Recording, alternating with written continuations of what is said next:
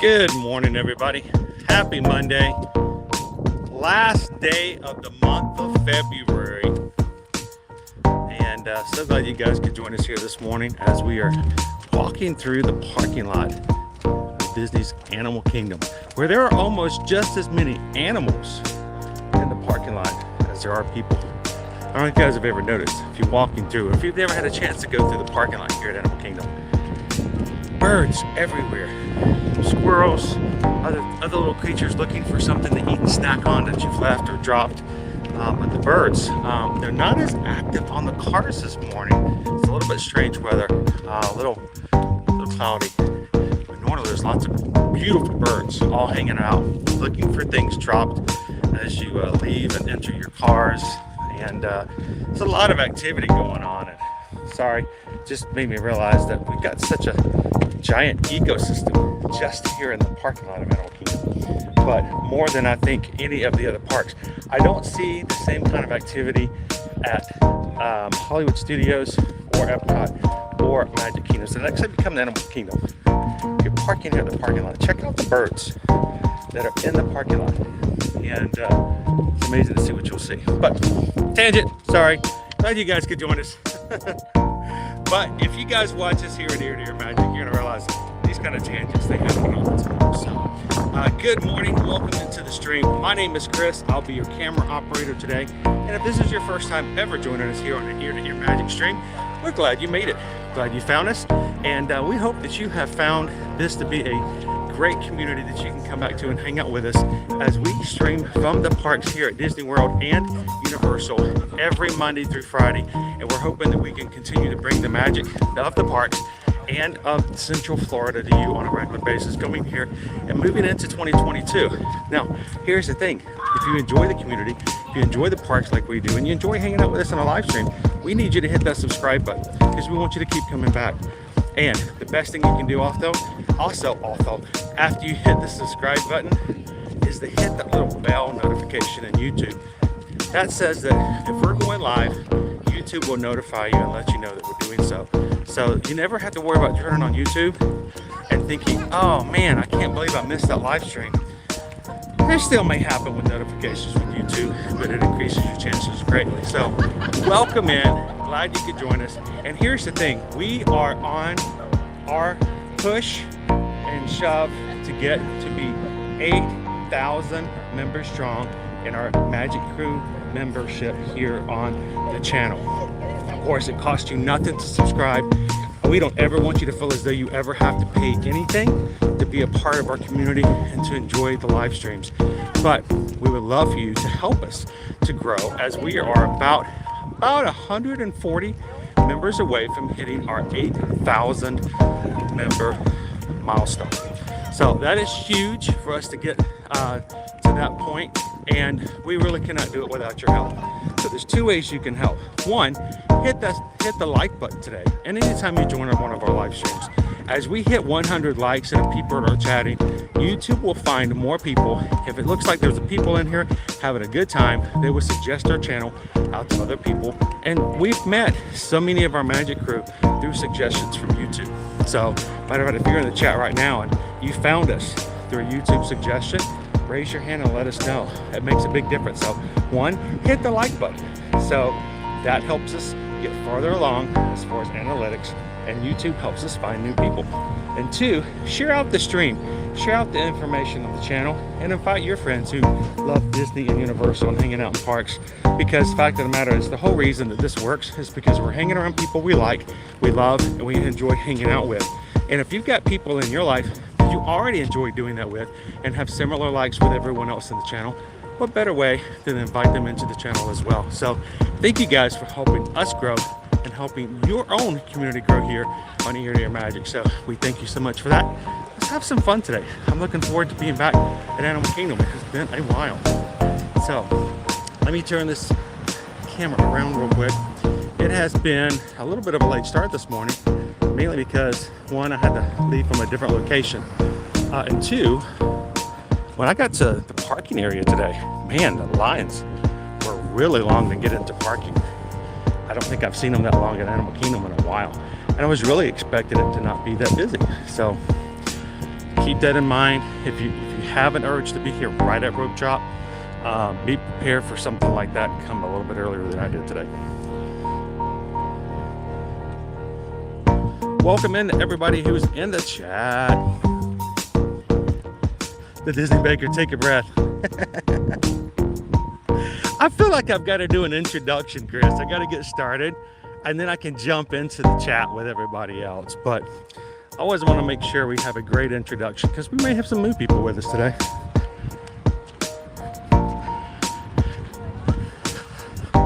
Besides, I have over 2 weeks of not streaming that I gotta make up for, right?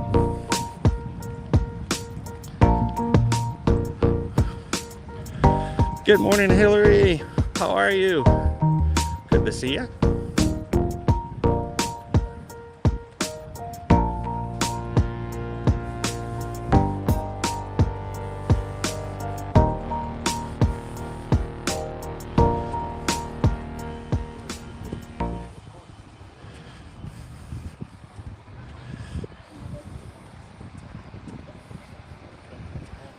Welcome in, Alfie. Now guys, we are going to be coming up to security here soon. We do not share video or broadcast anything from security, so I'll be popping up a screen in just a moment until we get through security.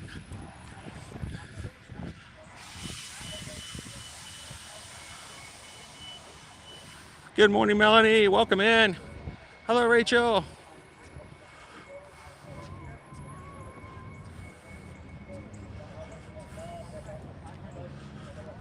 Morning, Steven. Mike B. How are you doing today? Good to see you, Robert. Jill is with us this morning. All right, so I've got an umbrella in my bag with me today, so it's gonna take a little bit longer to get through security. But I'm gonna be turning off the camera here, guys. Stay with me. As soon as we get through security and we're safe, I'll have the camera back on, and we'll see you guys once we get into the parks. Oh, Divine, where are you? That'd be great if we can see her today.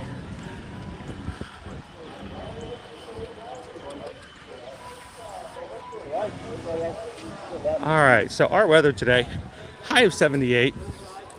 Gonna be cloudy.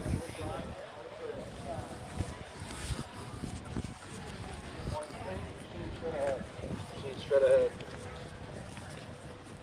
All the way through, folks, straight ahead. All the way through. And today we're gonna be 50% chance of rain this afternoon. I think it'll be okay for the first part this morning.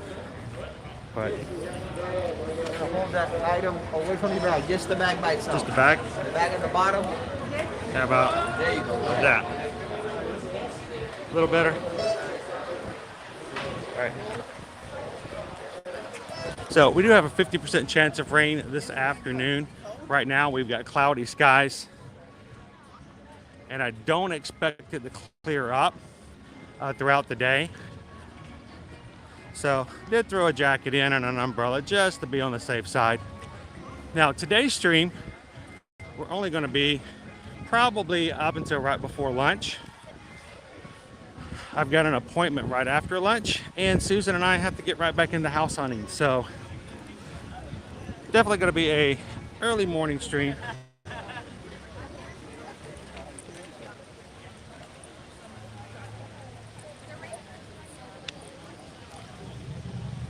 You guys remember last time we were here, they were just getting started on the Ice Age sand sculpture over here. Of course, they completed it about 5 days later. And if you'd like to see a time lapse of this thing being built, go over on YouTube, the Disney parks, where you can see a really great edit, about a minute long, of them doing the entire thing. So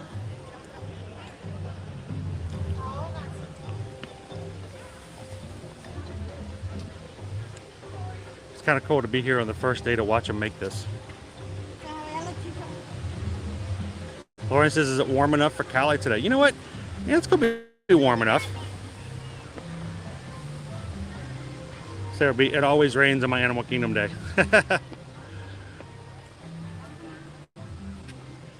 Here's the thing though, you know, if it's gonna rain on you in any one park, why not Animal Kingdom? To me, it actually seems like Pandora is like the best when it's a little rainy, you know.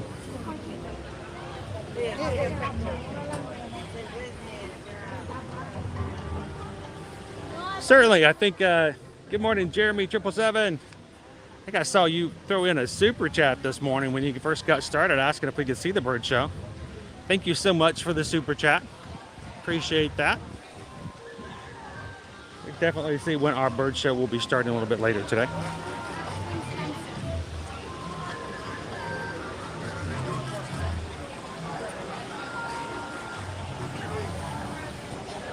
And if we do hit that bird show today, Ted, you can join us as well.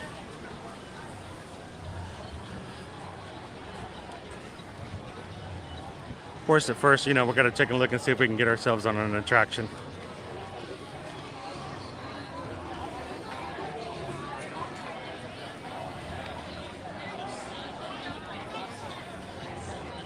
Sarah B says, how are you and Susan and the kids holding up? Of course, Nova. We are okay. We are in a hotel room at the moment. It is bigger than when we were in earlier this first part of next week. But today's our last day. We check out tomorrow, and we have no idea where tomorrow holds. So we're gonna do some more house hunting, and in the meantime, we gotta find ourselves another place for us to move into tomorrow. For the meantime.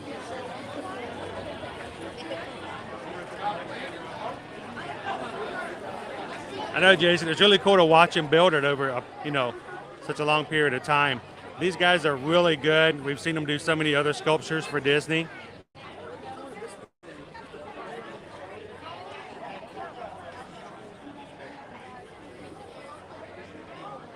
So, Lisa Z, we are out of the old house, thank goodness. Maria, how are you?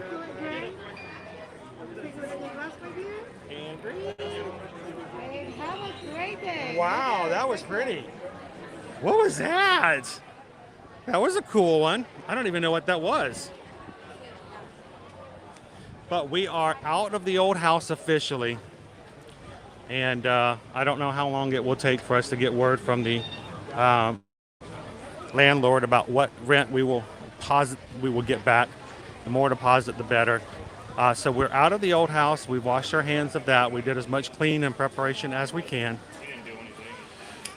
Now it's trying to find the next house. So we're still working, still looking. Good morning, Andrea. Good morning. Welcome in, Naomi.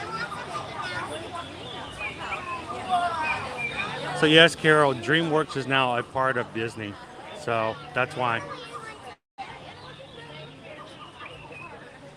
Good morning, Cliff, and remember, toes go in first. Good to see ya.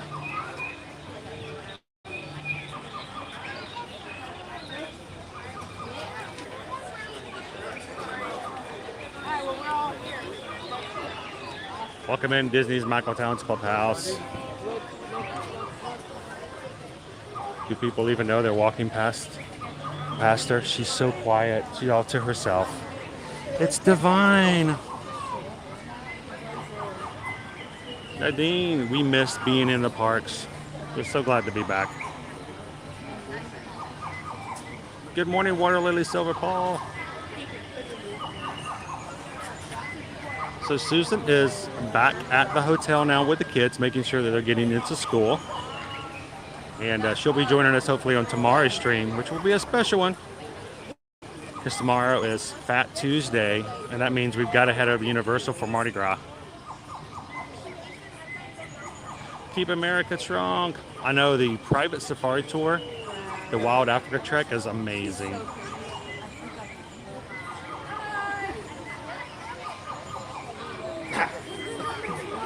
Welcome in, David. Good to see you. Happy Monday.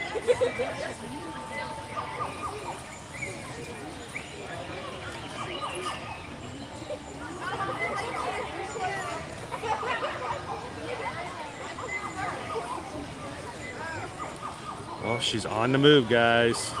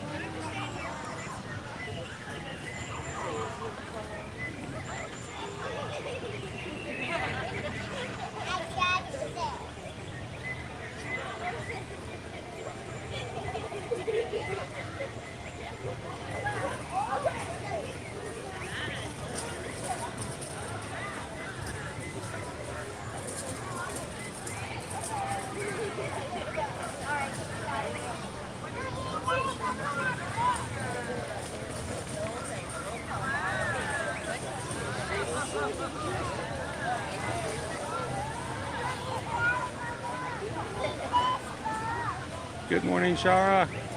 Good to see you. Welcome to Animal Kingdom. Hello, Christian.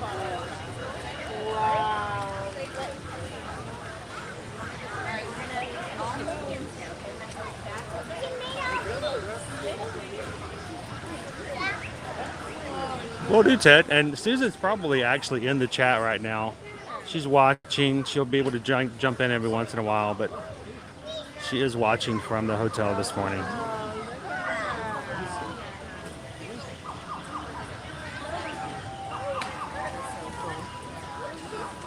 She's like an attraction in herself, Leanne, just to watch. Oh, look, she's a tree hugger. She's the original tree hugger. Oh, you're welcome, David. Glad you could join us today. Well, Christian, doing well. This is probably the first time in a very long time we've been able to get several nights sleep in a row. So I'm feeling much better. I hope you guys are doing great this week as well. Thank you, Jill. Good morning, Ilaria. Good to see you. How are you doing over in Italy?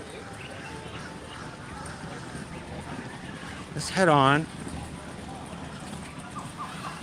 She kind of moves like that slow slothiness, which, you know, from our kids, like the sloth. If I can have a meet and greet with a sloth, I know there's certain experiences here somewhere in Florida where you can actually get up close to a sloth. My daughter would just go like crazy for that.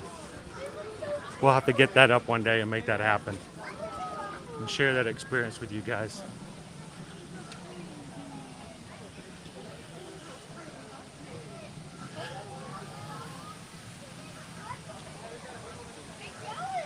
So Ted, I think our first show this morning was at 10:15, 10:30. So we've got, you know, about an hour and a half. I know it's always fun to watch her and sit there, but don't overlook the fact that it's almost more entertaining to listen to other people react. Oh no, it's the music. This is the copyright music. Oh, it's gone. It's over. Yay!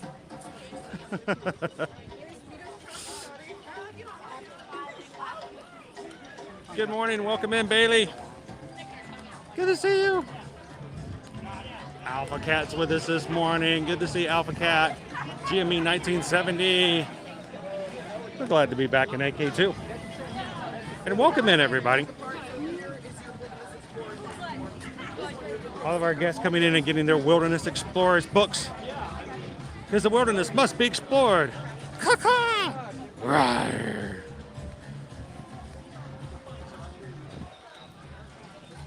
Teresa, good morning from super cold Vermont. Here it's going to be a high of 78. And we are moving into mid 80s for the rest of this week. We got a 50% chance of rain this afternoon. And then after that, we're going to be climbing, getting the temperatures of 83 and 84 for the rest of the week. It's going to be a hot one. So we'll try to send you as many warm, sunny vibes as we can this week.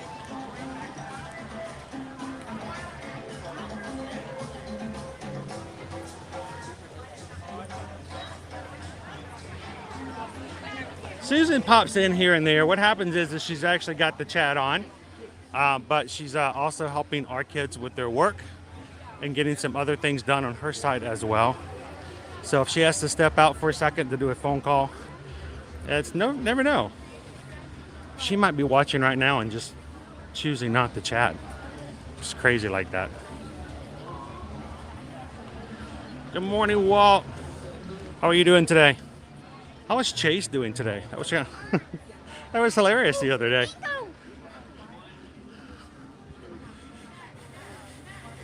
Hey, sir. Is that something you need?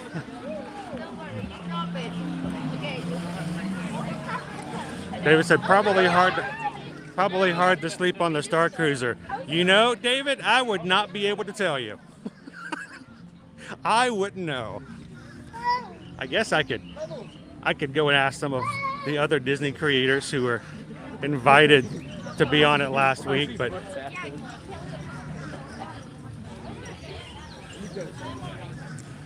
I was not invited last week. We don't have enough influence. Maybe one of these days.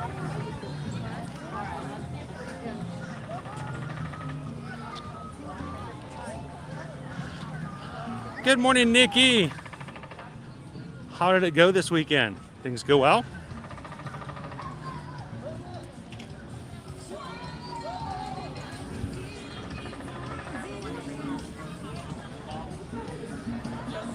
Buenos dias, Henry. Treat to spend time with you. What is your favorite food in the park you're in? You know, here at Animal Kingdom, some of my favorite things to eat lately, and it's just because, well, we've been enjoying it so much, and it's one of my recent discoveries. Go into the Nomad Lounge. They have a tuna dish there. It's seared tuna. And it's just the way it's served is so good, and it's so different than your normal food. So if you can try something different, but if you're looking for something that's a little bit more traditional, you can also grab a reservation over at Tusker House. That's over here. We just recently ate at, and that was really delicious as well. Now, if you're looking for just a treat, something quick, you can always go over to Pandora, and one of the slushies they have there, I guess you could call it a slushie. They have a really cool thing over at is it Pongu Pongu? That it's got boba pearls in it. That is a really great way on the hotter days to cool off as well. Welcome in, Henry. Good morning, Kate. From Louisiana. We're going to be trying to get some Louisiana vibes tomorrow over at Universal as we get ready to kick off Fat Tuesday tomorrow. So tomorrow we're not going to be doing a morning stream. We're going to start in the afternoon so that on our stream we can include the Mardi Gras parade. So welcome in, Kate. Glad you could be here. Say hi to the McFarlane and Stanfield families. Hey, and if they happen to see us, they should come by and say hello as well. We say hello to everybody in the stream. So this is our schedule for this week. If you guys want to check that out. Today we're going to be at Animal Kingdom. Tomorrow over at Universal Studios for Mardi Gras. Again, that will be a later stream so that we could catch the parade at night. Wednesday, we're going to be over Epcot for gathering in some flower and garden festivities. Thursday, back at the Magic Kingdom. And Friday, hitting Disney's Hollywood Studios and getting a little Star Wars action in that day as well. So right now we've got today's and tomorrow's stream is in the channel. I will have Wednesdays, Thursdays, and Fridays in, hopefully loaded in later today. And if you guys are interested in those, go find them, give them a like, and you can even put a reminder in.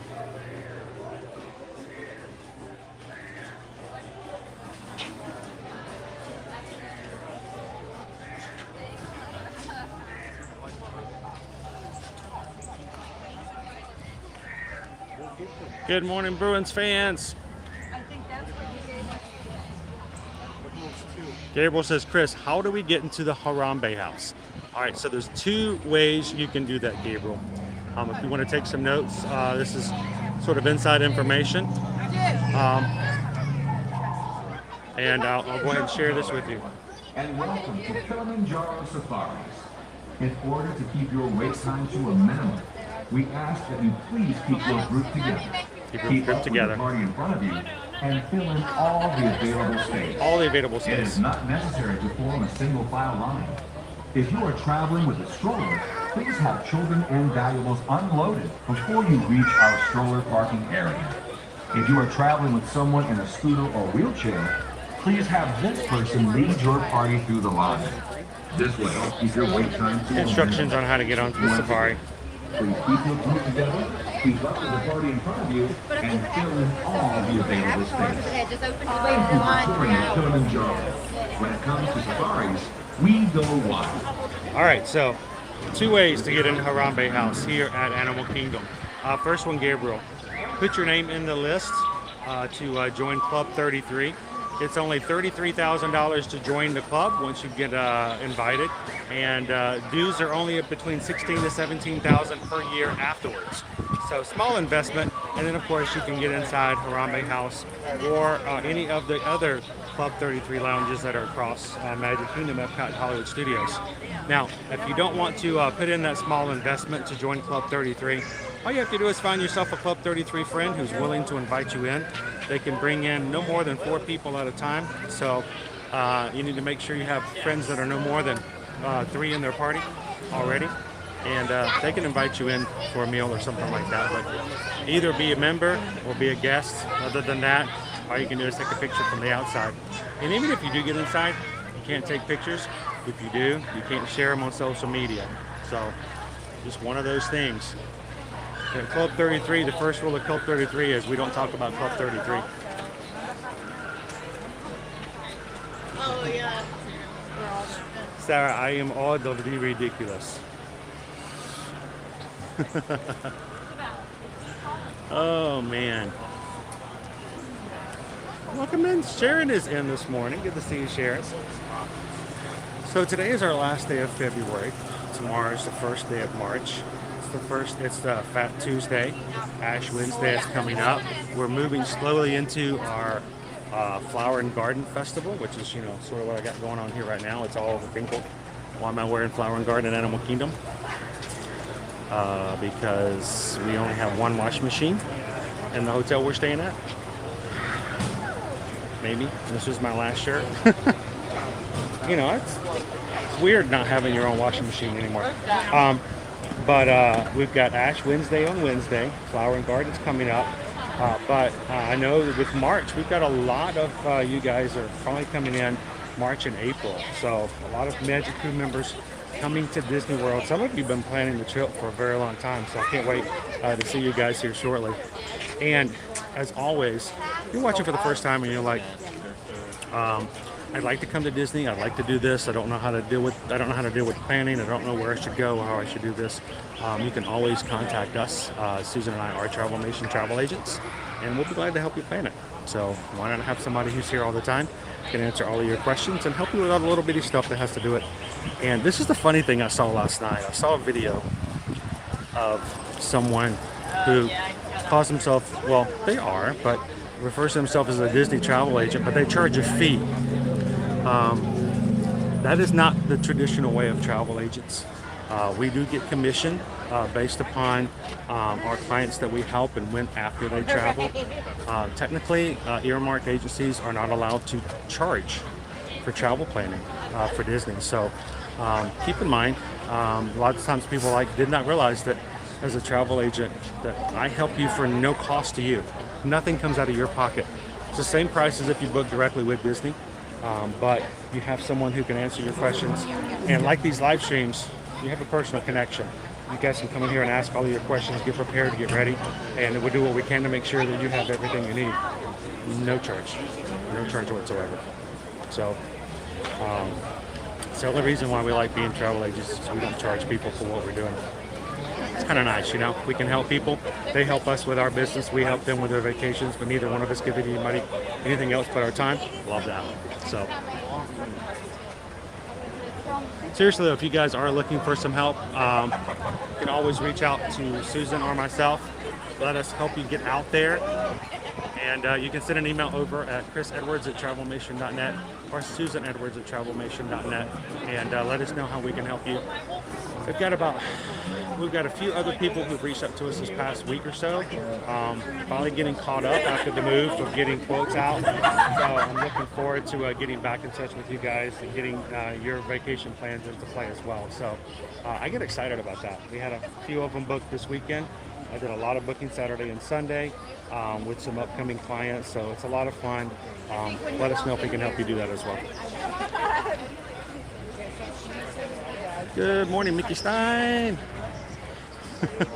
That's right, David. What stays in Club 33? Everything.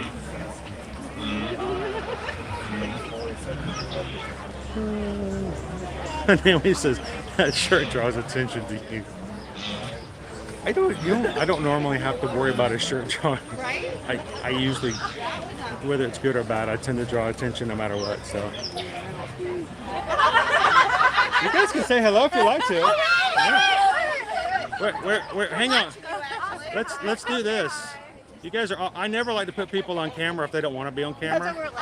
But if you guys want to be, where are you guys visiting from? Georgia. Indiana. Indiana, Georgia, and where in Georgia? Atlanta. You're not from Atlanta. Where are you really from in Georgia? Well, Philly. We're in Georgia though. We're not really. You're not in Atlanta. Tell me the real place that you're from.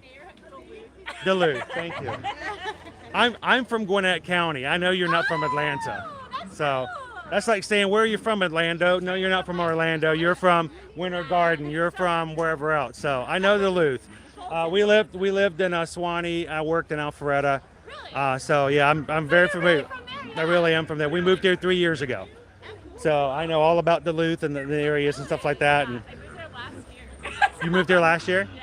So are you a cast member, or do you work in any of the parks or something like that? So many times people move here and they're like, well, I moved here to work here, and I often wonder about that. She's got that bubbly personality, like she's probably in a park, right? So what are you guys, you got an interesting group dynamic here. Are you guys friends from? We're not together. You don't even know each other? We know each other. Oh, okay. Okay, now that would have been real. There's two people in line beside each other from Indiana, and they don't even know each other. How weird is that? No. So you guys aren't together. No. You're just laughing like you are. I just assumed. That's what happens at Disney. Yeah. Honestly, you know how many people in this chat that's watching right now I've met in line at one of the attractions, and it's just that's how we've met. So, let's do by groups now. You guys are on vacation. Yes. And when did you start your vacation? Friday. Friday. Thursday. Did you run in any of the princess races? Yeah. Okay. You didn't look like a Run Disney person to me, because normally they have all their medals on them. They're too heavy. But I noticed this weekend that a lot of racers were not wearing their medals this weekend. I counted 4 5K medals on Friday in MK, and normally I see a lot more. So what races did you guys run? I did the challenge, so the 10K. You did all of them. Well, I didn't do the 5K. Oh, that's right. The challenge doesn't include the 5. That's only the dopey that includes. So I had heard that they had a little bit of problems yesterday getting started. Yeah. How bad was it? It was just, they started 15 minutes late Okay. because buses didn't go to one of the resorts. Ooh. Yeah, so people were stressed out, and then they started 15 minutes late. 15 minutes doesn't sound like long, but for a Run Disney thing, that's a huge thing. It's huge because that means that's 15 minutes longer out in the sun. Right. I mean, it's going to get warmer in that 15 minutes. It also means that's 15 minutes that they have to get the parks cleared, because this is a half marathon. Yeah. So they have to make sure that everybody's out so they can open it up to everybody else. Yeah. So I'd heard about that, and there were a lot of people, a lot of messages going around about. There's one person who's in our group who runs for the races and said they waited 30 minutes at their hotel for a bus. That is stressful. Yeah. And for a race like a half marathon, that's the least thing you want to have to worry about is starting off stressed. So, but other than that, how well did it run? Did you guys feel like it was a good managed race? Yeah. I've done several of them, and from that perspective, it was great. Disney always does a great job with their Right. races. This was her first time to do a Disney race. Okay, awesome. What by the way, what's your names? I'm Adrian Elizabeth. and Elizabeth? Sorry, I'm So- not Polish.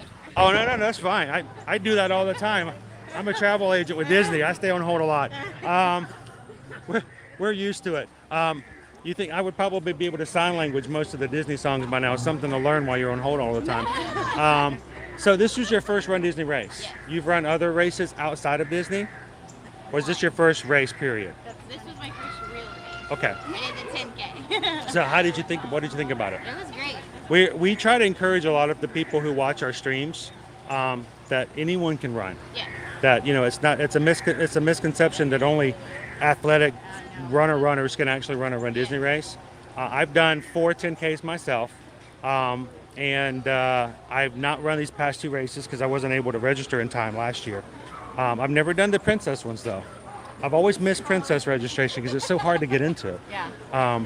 But did you feel as though you were comfortable running? Yeah. Did it was a lot of fun. Like seeing the characters and all that, it's a different experience. And DJs and people cheering you on. Oh yeah, all the people up and down the way. Yeah. And I actually ran with a charity, Girls on the Run. Cool. So I didn't have to meet the registration time. I got in later to pick up with them. Makes it a little bit easier as well. Now the question is, now that you've run a Run Disney race, would you run it again? Yes. So have you felt like you've converted her? Yes, and I'm trying to convert her to come and do the half for my 50th birthday. And when is that? In 4 years. In 4 years? I just Awesome. gave out my age. That's okay. You're younger than me, so we're all good. But I was supposed to do my first half when all this came about. I was going to do my first half in 2020, and that was for the Wine and Dine, and it got shut down. And I haven't run a race since everything started back up again. I want to, and I can't wait to. But we have a lot of people in our chat. We have a separate group on Instagram for people who join and just kind of motivate each other to train and get ready. They're running the Spring Surprise next month, and they're going to be signing up for the Wine and Dine when that opens up. And I'm hoping that if I can sign up for one of those races as well, we're going to, as a group, kind of support each other to do that kind of stuff. So it's a lot of fun. What would you think, being this is your first race, what the best information? What is something you didn't know that you wish you knew before the race? It was a lot easier than I thought it was going to be on myself, just having the DJs and the encouragement along the way and the characters. It wasn't as difficult as I thought it was going to be. And when you crossed that finish line? It was a big time. It was a good feeling, wasn't it? Yeah. And then they throw this big old piece of metal at you, and you're like, thank you, thank you, thank you. So I remember that first finish line. I got very emotional running across that first, because I was never going to run a race. Yeah, I had no I'm not a runner, but you can do it. You can do it. So, well, do you? I know you're going to be doing the Wine and Dine. I'm doing the Spring Surprise. Are you doing the Spring Surprise? Which one is you running for the Spring Surprise? The 10 mile. The 10 miler. Is that one still open? Before, that was the only one that was still open as far as registration. I was going to do the 10K. Go for it. But yeah, I was going to try to do the 10K, and it sold out. So But I hear they sell out pretty quick. they do. They sell out pretty well.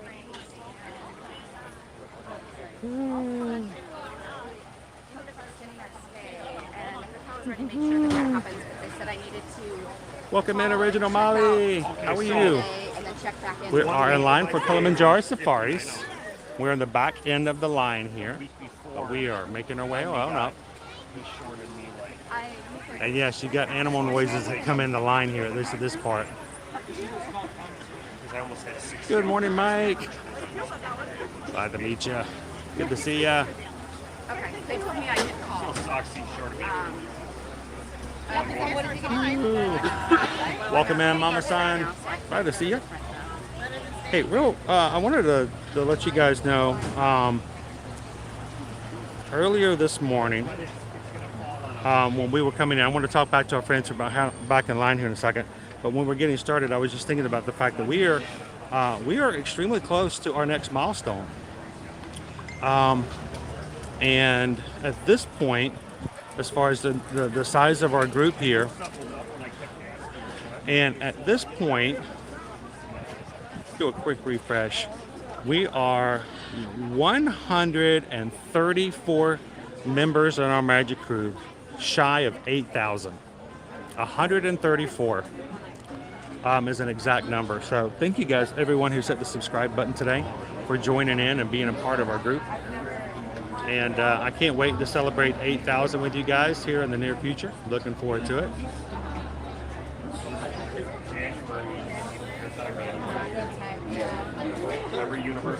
Are you watching? Awesome. Where are you guys from? From Chile? Awesome. Well, have a great trip. Enjoy the animals.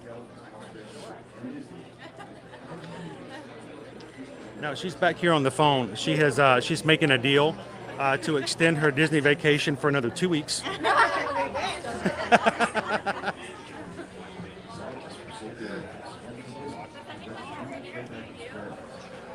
I do get interviewed every so often. It does happen. Most of the time, I try not to let people get bored, but I talk all the time anyway. So, 4 hours straight of me talking. Nobody wants to hear me talk after that anyway. So, how do you guys know each other? You're originally from? I'm originally from Philadelphia. That's your mom? No. I thought you guys were friends. So I look older? She's also much younger. I thought maybe I thought it was like a girls' weekend or something, you know? So you let her come down here. Yeah, we met each other down here. But so is she behaving herself now that she's moved to Orlando? Didn't have to feed her to the animals. Yet. At least somebody can, right? So one of these days, I'm hoping my kids can learn to cook for themselves. Oh, I think, I tried picking up stuff, but it was trial and error. She didn't take me. My kid's idea of dinner's done is bing on the microwave. Yeah. Yeah, no, she's a very good cook. That's awesome. Oh no!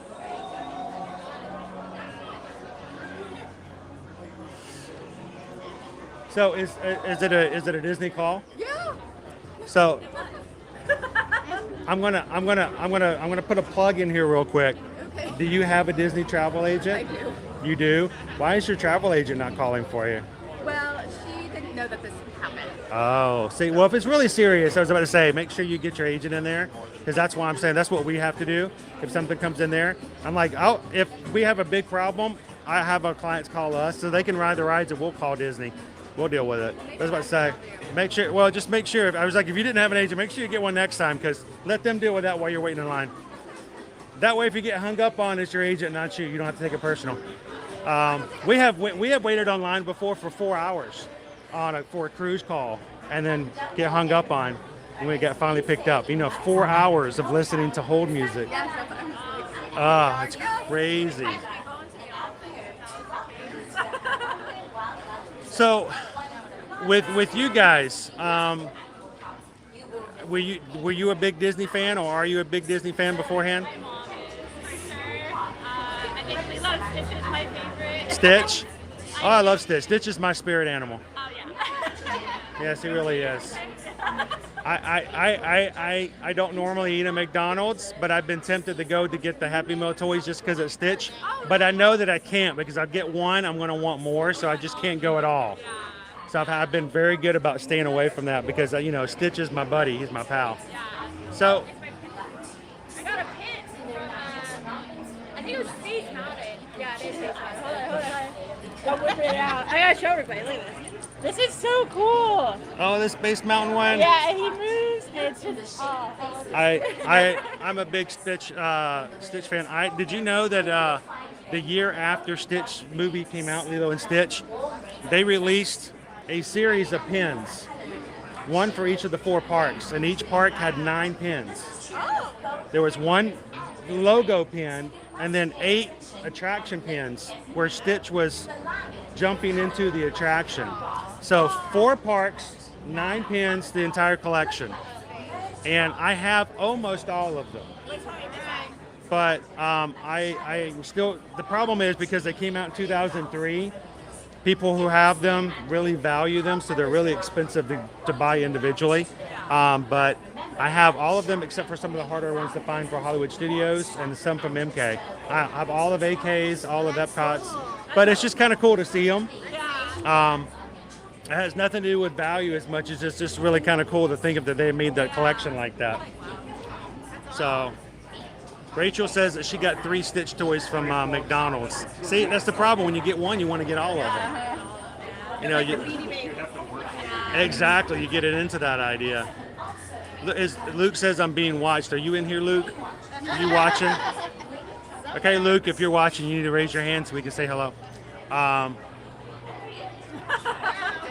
Here we go. I always have to watch. You never know.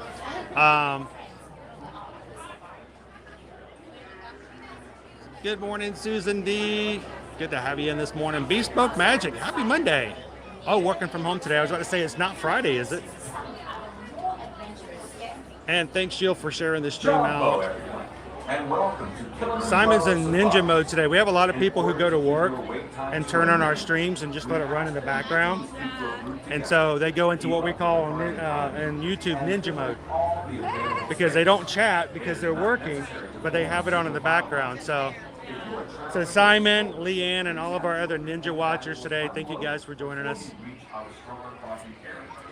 If you are traveling with someone in a scooter or wheelchair, please have this person lead your party through the line. Sarah says I have two, but the rest are all sold out. It's amazing how quickly those things go, right? Keep your group together, keep up with the party in front of you, and fill in all the available space. Thank you for touring with Kilimanjaro. When it comes to safaris, we go wild. You only hear that message like 17 times as you wait through line. So, amongst the four of you guys, because we go all the time, we actually go to the parks every weekday. So there's 4 parks here, 2 parks at Universal. So Monday through Friday, we try to cover all of the parks. And then we try to throw in some special stuff here and there. So when you guys are done with your trip, if you just have a need for a little pixie dust, you can come in, ride safari with us for 5 minutes and, you know, feel good and, you know, get over what we call the PDD. And you know what the PDD is, right? Yeah, the post-Disney depression. Yes, it does exist. It really is. Before we moved here, we dealt with that all the time. That's the only reason we moved here, so that we could do what we do now on a regular basis, and now we're just here all the time. So, How far do you live from here? Our previous location, we were right behind the Magic Kingdom. So we're in a little neighborhood back there. We just recently moved out. Something about our rental. They decided that they could raise the rent $500 a month because all the rent's going up like crazy around here. So we've moved out and we're looking for a new place. Right now we're in between houses. So we are nomads at the moment. So for you guys, what is your favorite park and what's your favorite attraction at that park? I don't have a favorite part because I love things, like each one has something Right. that I love. They're all different. So it's hard to, I can't, it depends on my mood. It's like that. It's like the answer you give your children. You know, which one's your favorite? No, I love you all in different ways. Yeah. The last night, Hollywood Studios, Rise of the Resistance. Rise of the Resistance, right there. That area blows everything out of the water for me. And that ride is just incredible. Just what an experience, like actually. Now, It's not even just like you get in like a seat and you ride. It's like actually like wow. it's a lot of things. It's a simulator. It's a ride through. It's a dark ride. It's a drop tower. Yeah, and the aesthetic and just the scenery is just like wow. Even if you're not even a Star Wars fan, I think there's a lot to appreciate there. Yeah, even Now, if you're not, it's like wow. Do you hold her sentiment? Is that your favorite ride here at Disney? So as of before last night, it was all Avatar. Loved Avatar. But then I got on that and I was like, Yeah, it's just that good. Like, Yeah, it really is. I like Rise of the Resistance. It's an amazing attraction. I still really do have a place for she's not been on Rite of Passage. The Flight of Passage is still. Not been on that. You haven't been on Flight of Passage yet? Yeah, she hasn't been here. Well, I have to say it doesn't have as much to it as Rise of the Resistance, but the immersive, it's just so immersive. It is so beautiful. The smells, the effects. I'm excited to go on it. It's like soaring on steroids. Now see, here's me. I'm scared of heights. I'll ride anything, but I'm scared of heights. And that ride, I won't even ruin it for you, but the first 4 seconds of that ride, for people who are afraid of heights, is just like, you have to catch your stomach back up again. But we did make the Manila Falcon on the next one after that. And that was quite an experience. It depends on who's driving. That was They had no idea. They had no idea how to do it. Well, They see, that's- crashed, like, 80 times. It was That's amazing. just it, because when we're live streaming, like we have 3 teenagers, so there's 5 of us in our family. When we come, we don't generally stream. We may share some pictures and stuff on our Instagrams and stuff like that, but we don't. Lots of times when we come as a family, we won't necessarily share that experience. So when I come in the parks to do this, I'm by myself. So I take the single rider line. It gets everybody in quicker. It also means we never pilot. Because if you're single rider, you get put in with somebody else's group, which means you'll always probably be an engineer, which is fine. The last ride we did here on Livestream, I'm surprised we still had oxygen in our ship. We scraped off so much metal off that ship. I'm not even sure they told the one pilot that she was driving. It's like, are you aiming for these things? Are you just like, boom, we just hit a mountain and just scraped our way out of the canyon. But it made for a fun experience though. Yeah, last night driving definitely made it the ride. It definitely made that ride really fun.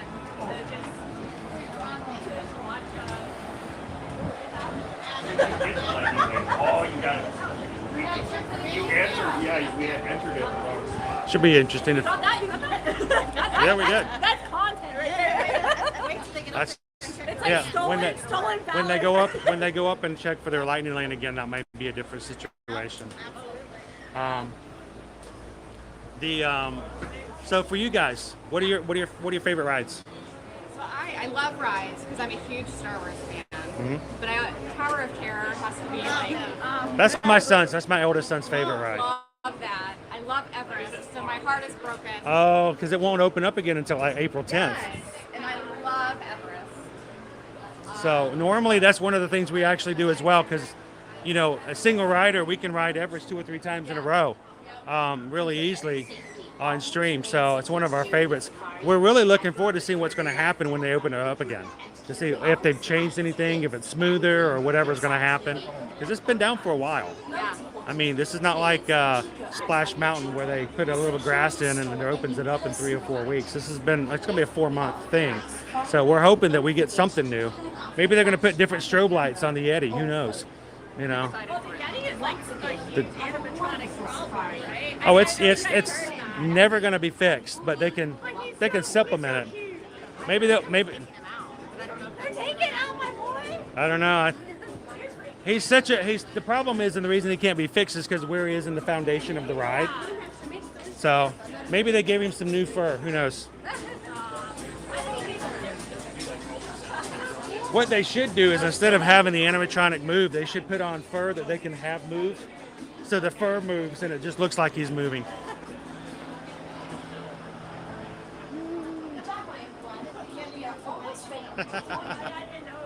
Jumbo.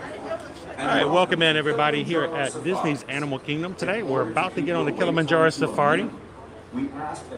Glad you guys could join us. Do me a favor when you guys come in, make sure to hit that like button, see if we can get as many likes as we can early. I don't even know how many likes do we have right now, Butts. If you are traveling with a stroller, please have Good morning, JD. unloaded before you reach our stroller parking area. If you are traveling with someone in a scooter or wheelchair, Michelle says we're at 130. We've got 20 more likes. We can get up to 150 real quick. time to a minute. Thank you guys for hitting the like button today. Please keep your group together, keep up with the party in front of you, and fill in all the available space. Thank you for touring with Kilimanjaro. When it comes to safaris, We go wild. We do, we go wild.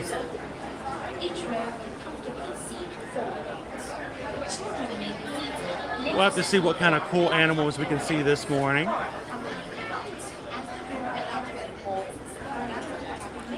As we get onto the ride, I will reduce my amount of talking so that we can enjoy it as much as possible.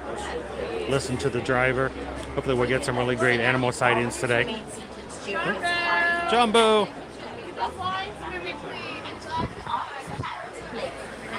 All right, we'll go to this side.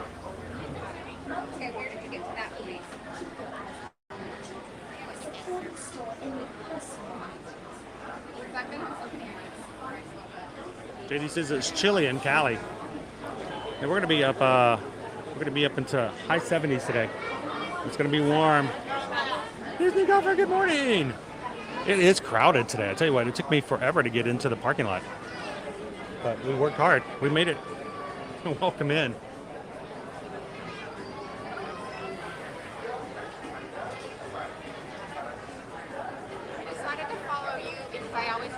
online. Well, yeah, you chose the wrong person to follow. Every time I get in a line at the grocery store, somebody pulls out a checkbook. So I mean, that's what ends up happening. The young person who's working the register goes, "Well, what's that?" It's a check. What is that? Is that like?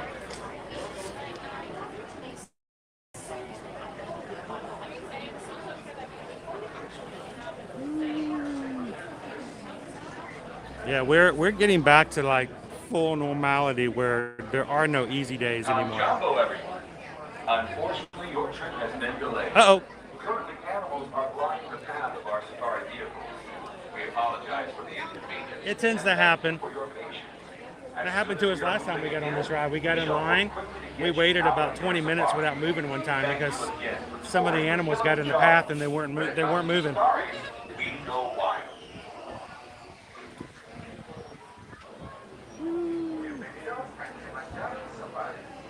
Good morning, Captain Good Guy. Good to see you in this morning. Welcome in. Oh, John! 2,633 miles, or 33 hours. Not that you're counting.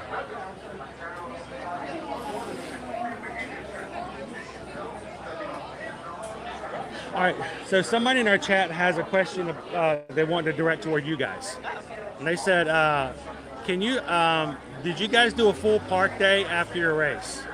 And because Sarah's going to be coming for the next race series, and did you do anything special to recover after your race? Because I know she's doing the 10 miler and some of the others. She's kind of worried about whether or not she's able to have a full park day and, you know, get sore or not be able to do things. It's rough, but you do it like after the half. I came back home and I showered and then we went right back out. Right. Out until the park And closed. welcome to Kilimanjaro Safari. You're here, right? It's I think part of it is the serotonin of it, you know? The Like you said, you get the medal, so the people constantly telling you congratulations, that just gives you like a boost of energy. Exactly. This is why when I go to a park after a race day, I like to look for the medals and I tell people congratulations. I only congratulated 4 people on Friday. I just didn't see any medals. I don't know. It just seemed like it was weird this weekend. I don't know if it's because the medals are heavier or what. Just one. Is there a way we can ride in the back so we won't disturb anybody else's views? I'll be willing to wait if that's possible. Yeah, you can go hang out. I don't know that you'll get on with them. But that's fine. All right, thank you. When it comes to safaris, It was nice talking with you guys, and we'll be see you at the next races.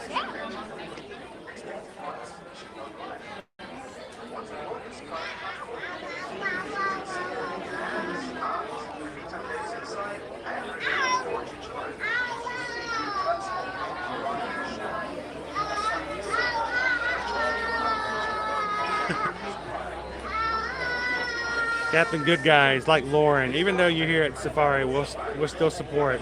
Appreciate it, Captain Good Guy.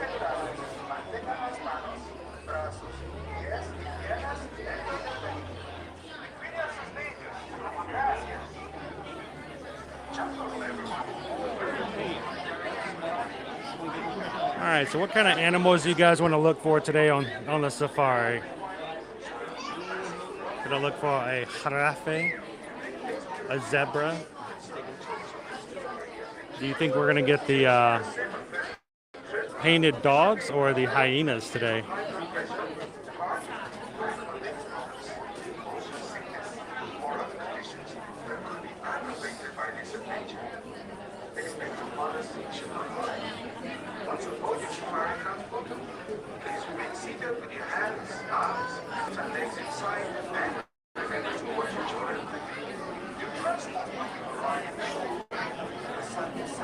The puppies. I mean, I think was it our last safari? The African painted dogs were like actually out and like walking around. You could get a really good view at them. I was really excited about that last time. Lots of times they're sleeping, like in the caves or something like that.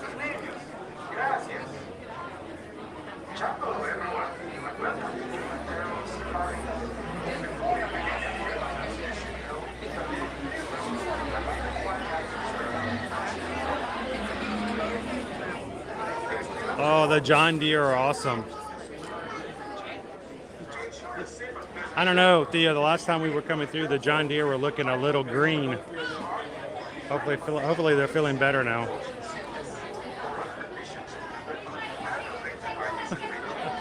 Welcome in, Theo. Remember, after sunset, turn off your flash.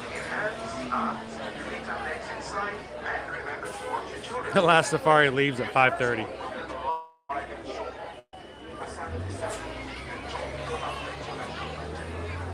Hop Jumbo, everyone. Unfortunately, your trip has been delayed. Currently, animals are blocking the path of our safari vehicles. We apologize for the inconvenience and thank you for your patience. Welcome in, Mini 422. Again, we shall work quickly to get you out on your safari. Thank you again for touring with Kilimanjaro.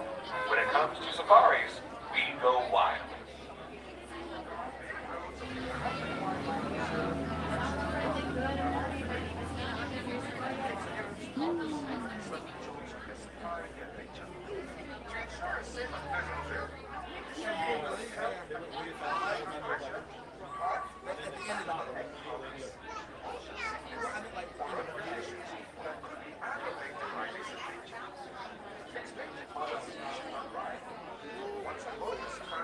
I remember you, Minnie. How could we forget you? Welcome back in. Well, come on in and have some fun with us today and get ready for your trip in April.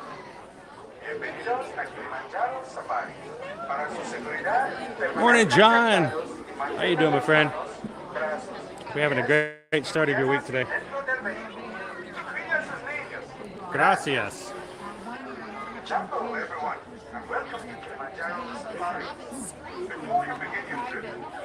We go wild.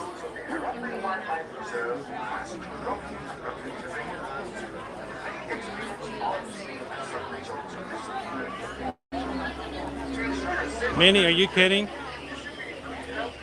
We live for evacuations. It's what we're here for. It's like Ursula says, oh my dear, it's what we live for.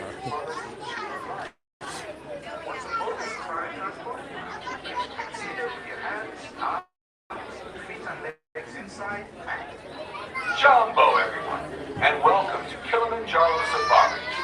In order Jumbo, to keep your wait Sir times to a Pump. minimum, we ask that you please keep your group together, keep up with the party in front of you, and fill in all the available space. It is not necessary to form a single file line. If you are traveling with a stroller, What are you talking about, Beta? You're going to be on the safari with us in just a few moments. our stroller parking area. You are right here with us. Someone in a scooter or wheelchair, So is everybody else watching with us today. lead your party through the line. This will help keep your wait time to a minimum. They had to walk back. Yes! Your group together, keep up with the party in I'm front all of you, for that. fill in all the available space. Thank you for touring Kilimanjaro. When it comes to safaris, we go wild. And what you don't understand is we're all a little mad here.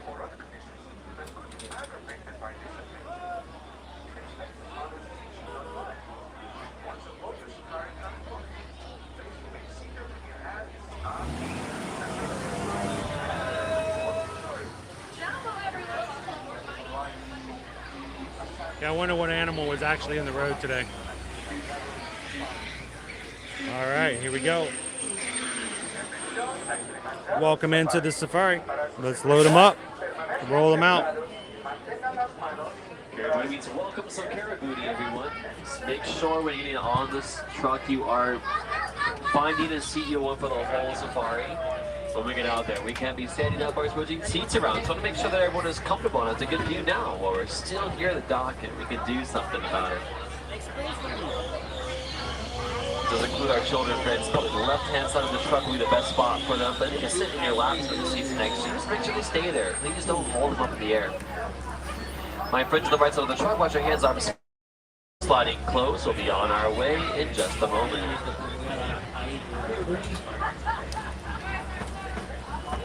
Sante Sana Award, and as we say here on the reserve Twin Day, that means let's go. Twin Day, man. Jumbo, friends. My name is Mason. Let's go. I'm going to be your safari guide today. Once again, we do ask that you remain completely seated throughout our tour with with your hands, arms, feet, and legs inside the vehicle. But we also ask that you are respectful to the animals that we are going to see. Please don't call out to them. Make their calls, whistle, yell, things like that. A lot of times they'll come join us right next to the truck, but when they do so, it's of their own free will. We don't want to scare them away or make them feel uncomfortable. If we look up above your head, there you'll find an animal spotting guide that will help you to identify many of the animals that we will see. Of course, I will point out and identify everything that I see, but we're going to be passing through some pretty thick forest and brush from time to time, and a lot of these animals like to make themselves scarce.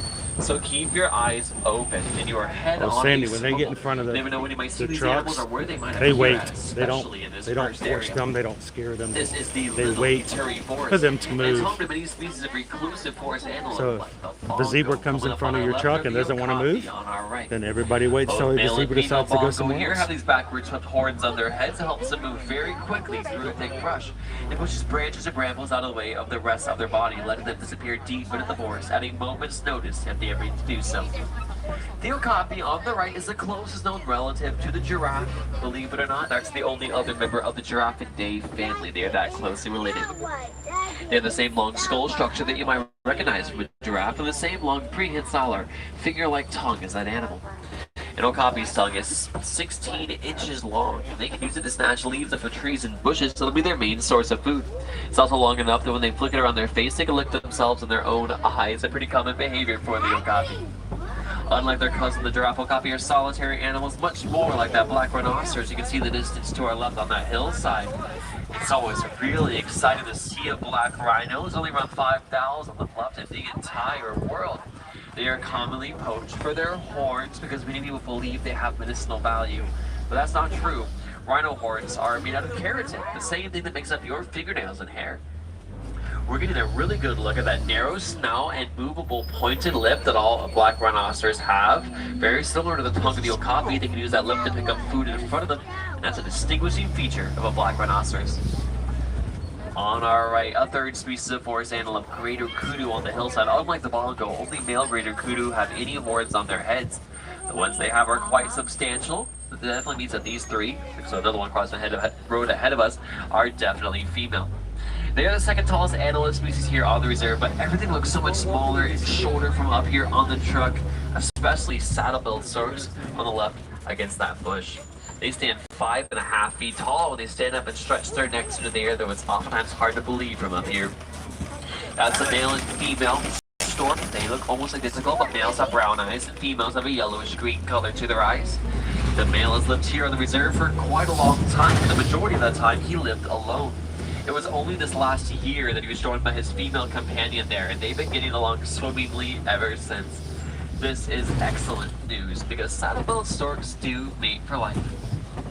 But we are no longer in the forest, friends. Instead, we've descended deep into the Sapi River Basin, home to animals like these two Nile hippos you can just catch a glimpse of in the water on the right. We'll be on the lookout for any more that might be up ahead. That might be in a better spot for us to look at them in, really. That is how you'll typically find hippos, though, almost completely submerged in the water for the majority of the day. Helps them to keep their bodies cool, and despite their large size, when they are completely under the water, they can look like shadows or ghosts moving around down there, but these are only partially submerged. Do notice how they have their eyes, ears, and noses right up on top of their flat head. Once again, please remain completely seated. Sit all the way down, all the way down. Thank you so much.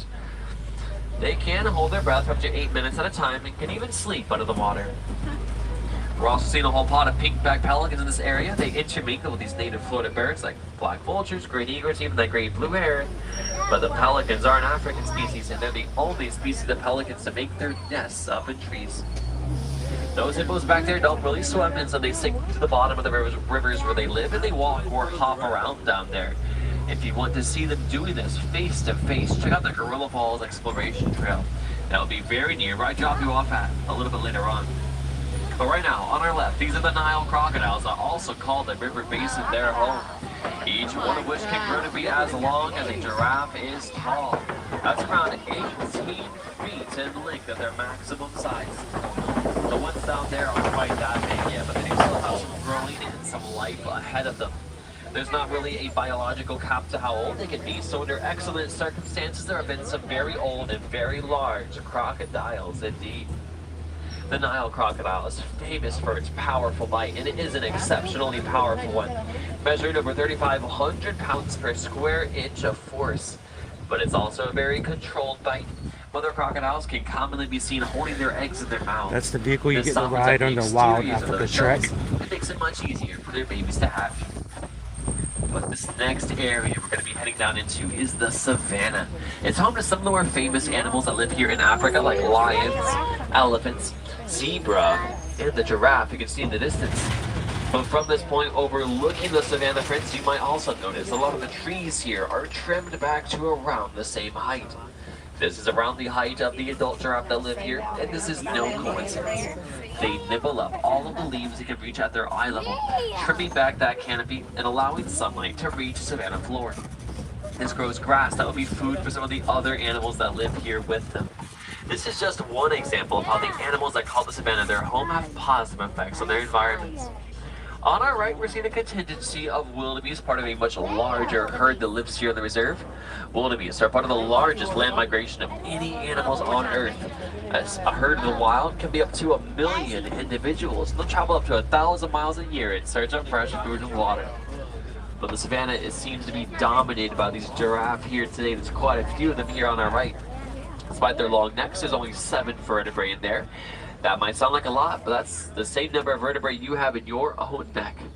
Theirs are, of course, much larger, and it leads them having a smaller range of motion in their neck than you might believe. It's difficult for a giraffe to reach all the way down to the ground from a standing position.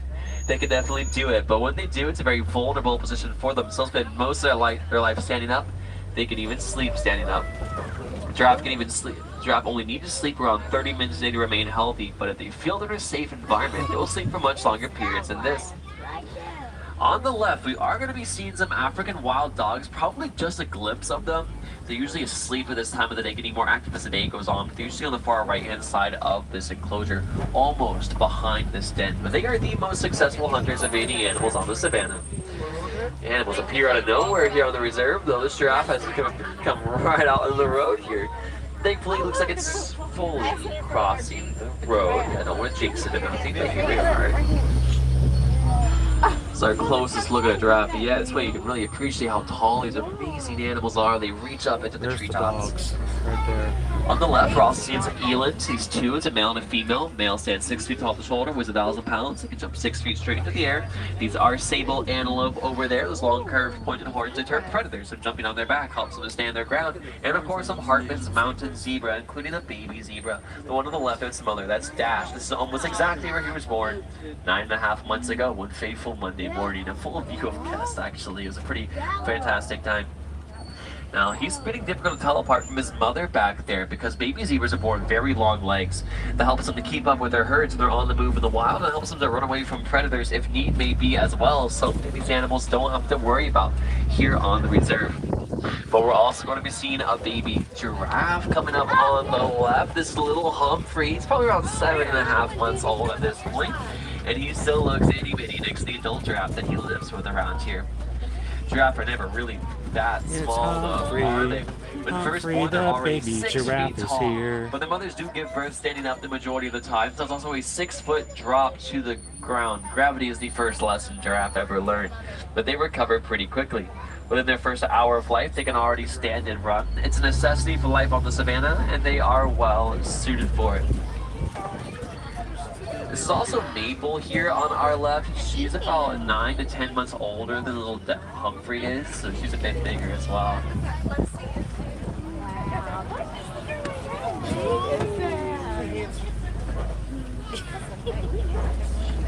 If you look closely while these giraffe are eating, sometimes they stick out their long prehensile tongues for us to see. Giraffes' tongues are 18 inches long, even longer than their cousin the okapis, and they're a dark blue, almost purple color. It's been debated about why their tongues are such a dark color, but one of the benefits is that it prevents their tongues from being sunburned here on the savannah. That would be an incredibly unfortunate situation for a giraffe to find themselves in. We've seen 2 species of migratory animals so far, the wildebeest and this Hartman's mountain zebra. How often would you have to have your tongue out of your mouth for it to get a sunburn? Springbok are by far the smallest antlerless species that we have that live here on the reserve. They only weigh about 50 pounds fully grown, but they can run at speeds of 50 to 60 miles an hour. It makes them one of the top 3 fastest land animals in the world. They're usually just hanging out here on the savannah, but every once in a while they show off their speed for us, doing laps of our savannah in less than 10 seconds. They're some incredibly quick animals. Springbok get their name from a pronking behavior. They will demonstrate when they get startled or excited. They leap upwards and forwards in the air repeatedly. It looks like they're on pogo sticks jumping around out here when they do some. I see them doing this most often when they're being chased around by the Maasai giraffe we saw earlier. Giraffe are curious, relatively friendly creatures. They'll mess with the other animal species they live with here. We're seeing the final 2 Hartman Mountain zebras up ahead of us here because there are only 5 that live on our reserve. You can tell what species of zebra you're looking at based on the stripe patterns on their bodies. As they pass on by, notice that these have wide stripes on their rear legs, skinny stripes in the center of their body, and it leaves them with a completely white belly. This is very different from the Grevy's zebra that you also have a chance to go see over at the Gorilla Falls Exploration Trail.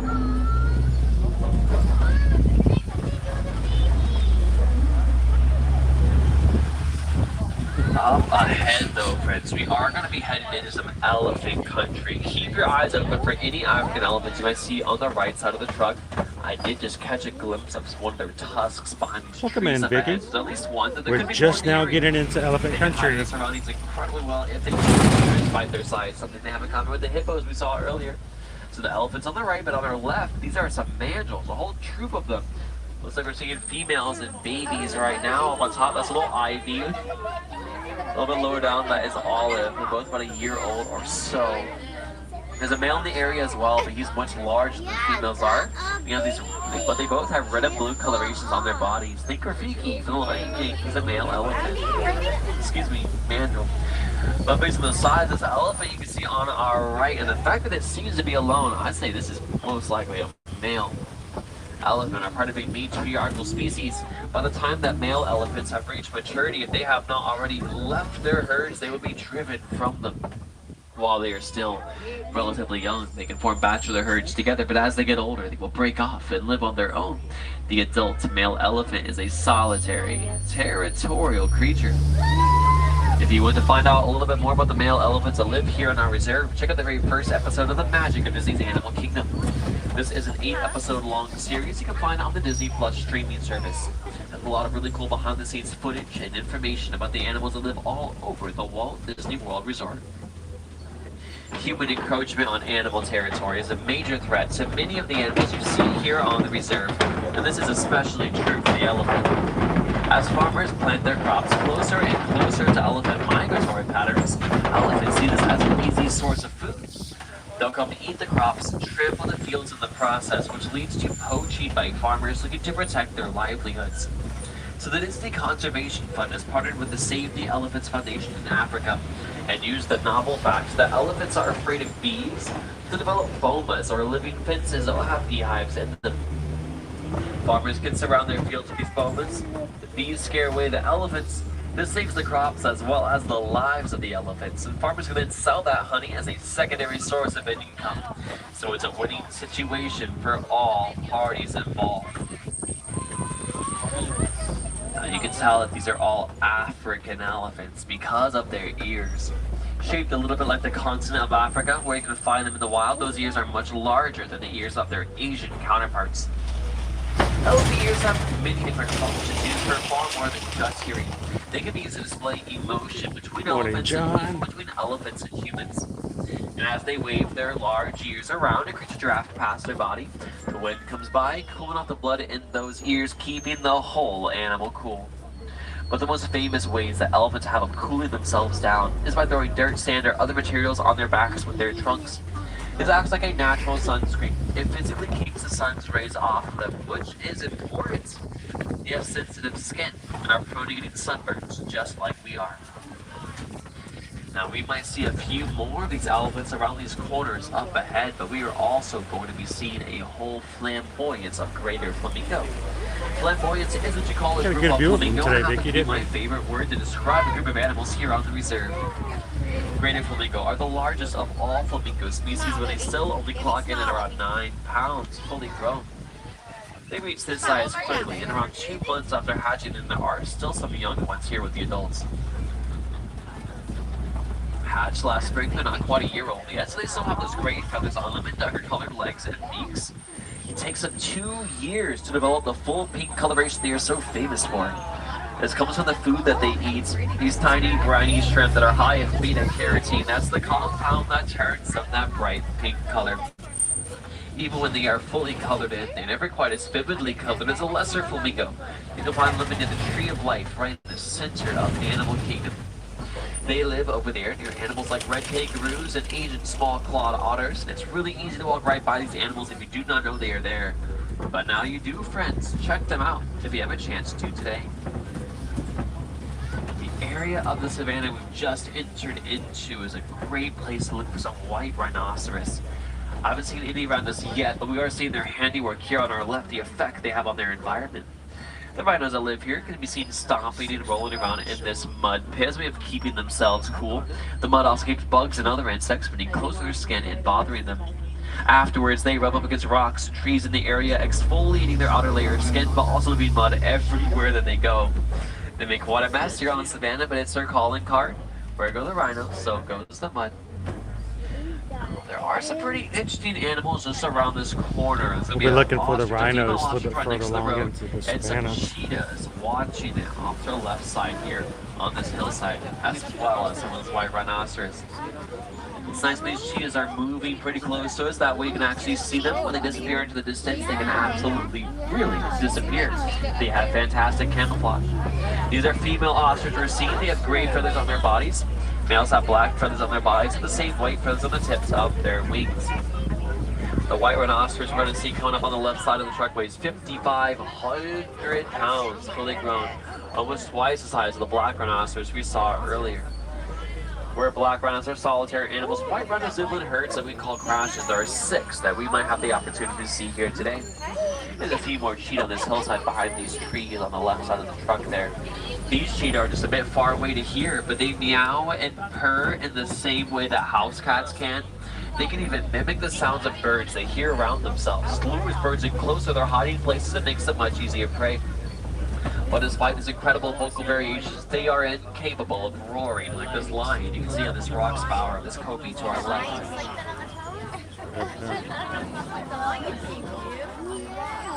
Sleeping right on the edge. Sleeping on the Now, edge. this is how you'll typically find lions inactive around 20 hours out of the day. Not necessarily asleep that whole time, but definitely inactive. Male lions like that big guy weigh about 400 pounds, with 40 of those pounds coming from their manes alone, so almost 10% of their body weight hanging around their necks at all times. They're definitely the largest predators here on the reserve. This male lives here with 2 lionesses that might be tucked away somewhere in this area. They'll do mostly hunting for their prides, while males will hang back protecting their territory and their cubs. There's one really far down between these 2 rock spires. But when these lions wake up, get up and roar as loud as they can, you can hear them up to 5 miles away. So keep your ears open while you're out in the park today. You might just hear a lion roaring at you. Directly to our left, on this hillside, there's a log lying on the ground. On the other side of those loud log, there's 3 warthogs asleep next to each other. When they're asleep, they look like fuzzy rocks, but there's 3 up there, like the lions, a male and 2 females. Fuzzy rocks. They are the largest burrowing mammals in the world, and they'll typically use burrows left behind by other animals. Fuzzy While they are rocks. asleep in their burrows, they will orient their tusks outwards to help them to protect themselves while they are vulnerably asleep. On the right, that's a bonzibug, actually one of the oldest bonzibugs in captivity in the entire world. It's always nice to see him because around 100 years ago there were only 17 bonzibugs left at all.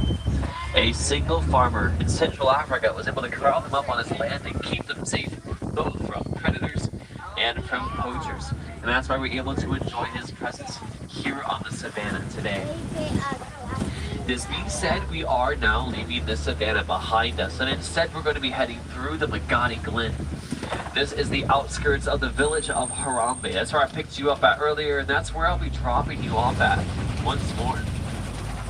The proximity of the Glen to the village makes a fantastic place to keep some Nigerian dwarf goats coming up.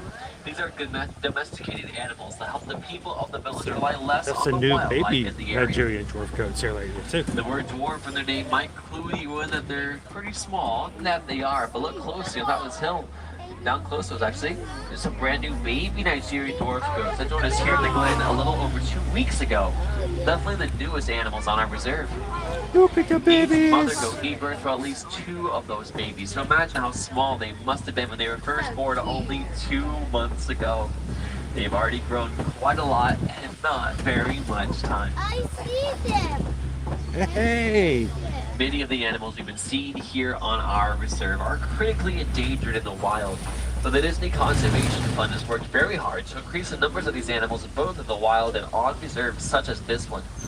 They can do this thanks to help from donations made for the general public, and if you would like to donate to this fund, you can do so at any merchandise location here in Animal Kingdom. But the easiest and most accessible way you have to protect these animals is to go home and tell people that you know about the animals you've seen here today and the experiences that you've had seeing them.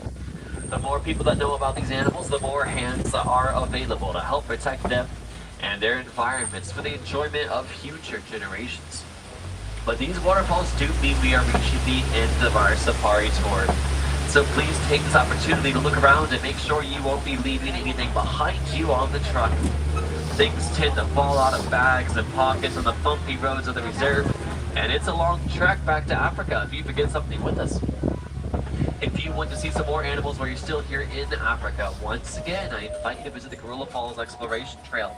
That'll be up to your right as you are exiting the safari today. See, I think they should come up with a new Fast and the Furious here in Africa. SIMBA in the number 1. Fast and the You can fill that Furious in on Kilimanjaro page 14 of the Drift. Wilderness Explorer's Guide. But as that truck ahead of us leaves the dock, it means our safari is really and truly coming to a close. But on the reserve, friends, we don't like to say goodbye.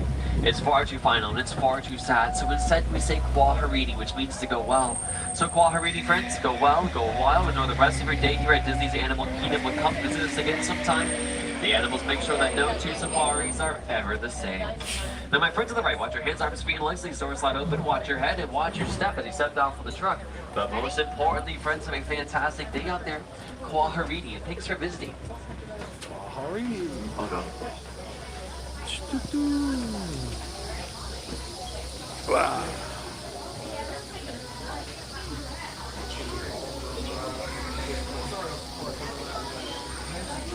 Kwaherini, and thank you guys for joining us on today's Kilimanjaro Safari.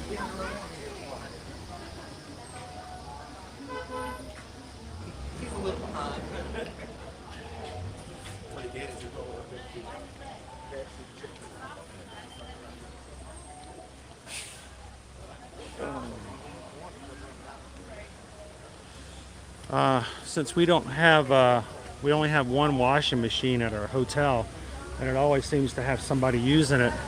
I wonder if Susan would be okay if I brought a few things home. I could probably wear one of these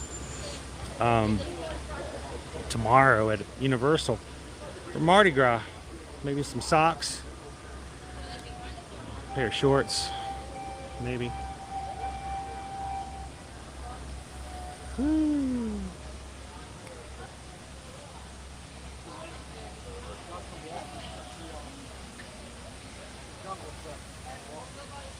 So as they were saying, Vicky, we're not going to have a huge variety of the animals, but you will get different activity and exposure of the animals, because at different times of the day you may find that, like for instance, the lions might be out, or there are times where the African painted dogs will be a lot more active and walking around. Even here, like for now, we can't see any of the male lowland or the highland mountain gorillas, but if you come different times of the day, they may be active on this side or on that side. So it just really depends on, you know, just like us, we have our own human patterns that we use as far as crowds go in the park. So good morning, Kevin. Calvin's coming back from his Run Disney race weekend. The fact that you're in the chat tells me that at least things were doing good for a bit. You got some medals. Replacing me already? Replacing me already?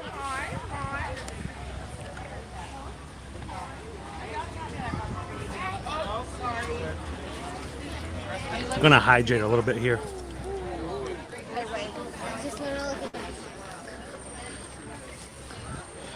Helps to, the one good thing about having to live in a hotel for now is at least I can grab a thing of water on the way out.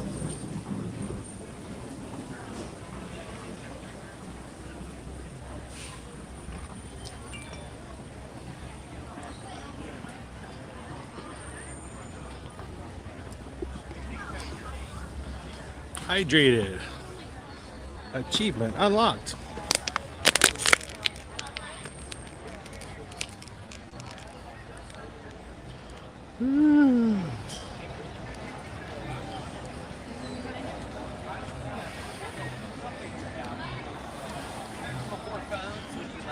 I'm certainly game for it. You guys up for a bird show? Did I hear that the first show was like in 15 minutes, 17 minutes? We can start making our way over that way.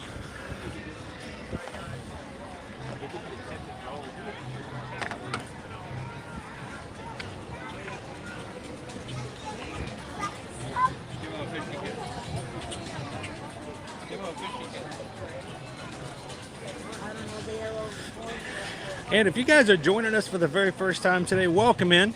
Welcome to Disney's Animal Kingdom theme park. My name is Chris. I am your camera operator here as we guide the Magic Crew through the parks here at Walt Disney World and Universal every Monday through Friday. Glad you could join us for today as we start off our week. And we're going to be all over the place as usual. Today, Animal Kingdom. Tomorrow, celebrating Fat Tuesday and Mardi Gras over at Universal. Be prepared to come hungry as we start an afternoon stream to catch the Mardi Gras parade at the end of the day. Epcot getting prepared for the Flower and Garden Festival on a Wednesday, Ash Wednesday. Thursday, back at Magic Kingdom. And Friday, ending up our week at Hollywood Studios. So if you're not already a member of our Magic Crew and a member of the channel, hit the subscribe button and come back and have some fun with us this week and every week as we continue to share the magic and talk about the news and everything that's going on here in the Disney parks.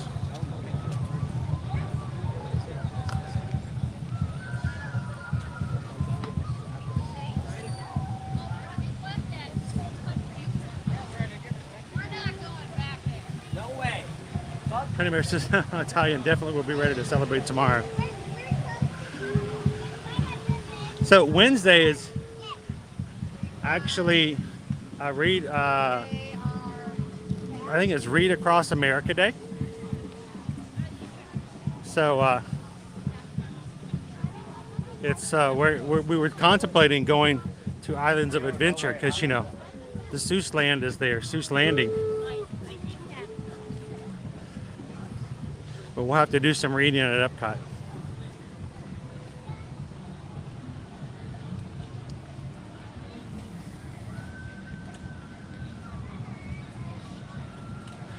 Calvin missed his target time by more than 15 minutes.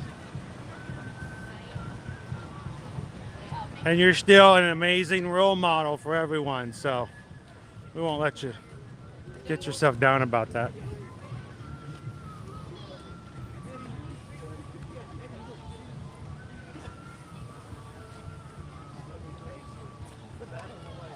Ah, that's awesome.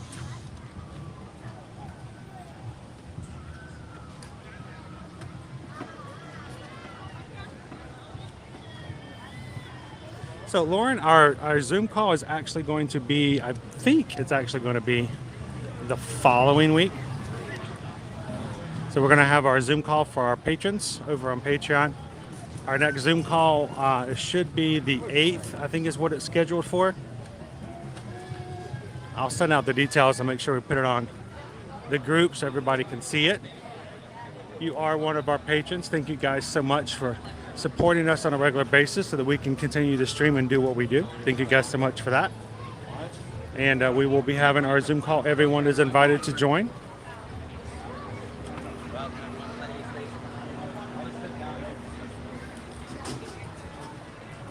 And again, thank you to everyone. I think I have to update this slide since last week I had some changes we need to make. So we'll get that updated, but this is our slightly outdated list of our patrons. And if you would like to check that out and see about joining this crew, check it out. Bottom right corner, patreon.com/ear-to-ear magic.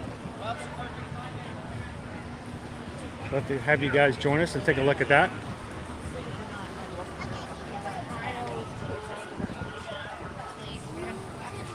I keep putting that black screen up. I don't know why I do that. But thank you to all of our patrons. I say this on a regular basis, and it's because I mean it. We cannot and would not be able to continue doing what we do without the support of our patrons. So thank you so much for all that. You guys help us out and make it possible for us to do this. So thank you, thank you, thank you. Sarah, she said to save a seat. I'm gonna sit over here. You guys know where I'm going. My favorite spot to sit.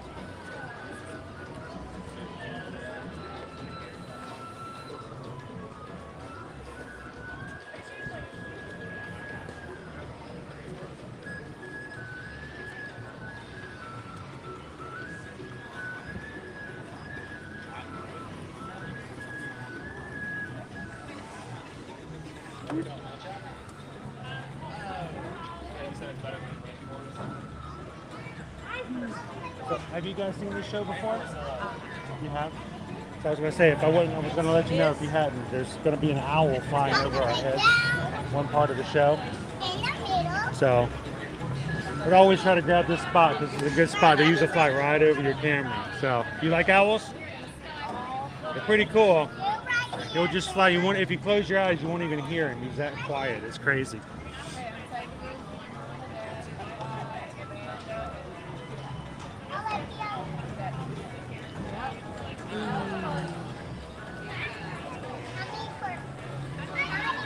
JD, thank you so much. We're glad that you found us.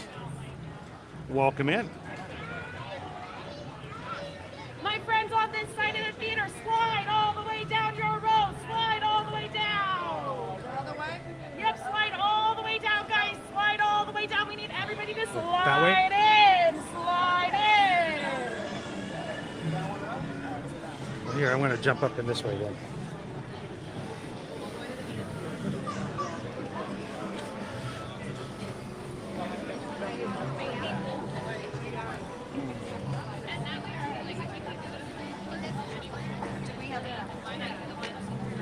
You need a little bit more room? Okay. We're straggling people in the bathroom. Okay, well, we'll save some extra space just in case.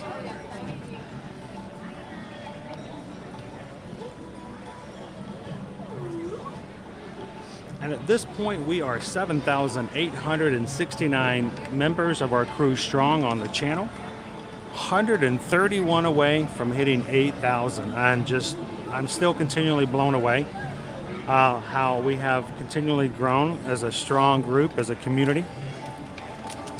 And JD, we're glad that you are a part of it now.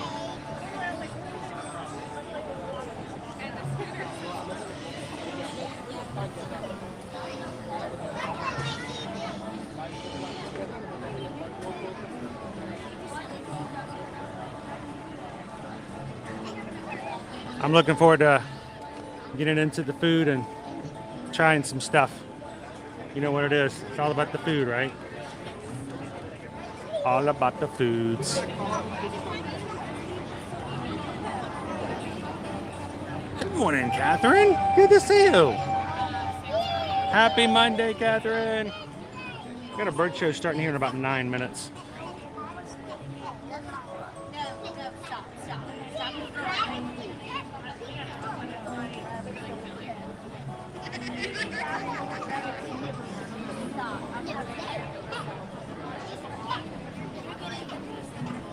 Welcome in, Nicole. Thank you for hitting that like button today. We're on our way to 200 likes this morning.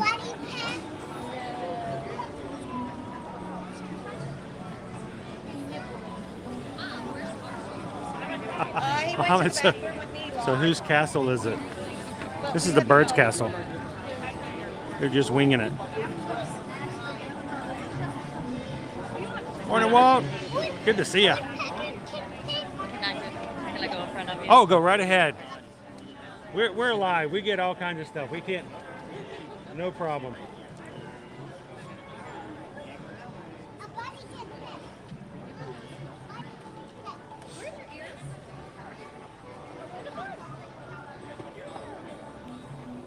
I know there's so much orange bird stuff coming out. It's a whole orange bird collection. Of course, the orange bird zipper is coming back for its 3rd year. A little, I think it's the same looking as the one as they had last year, but different from the one they had 2 years ago.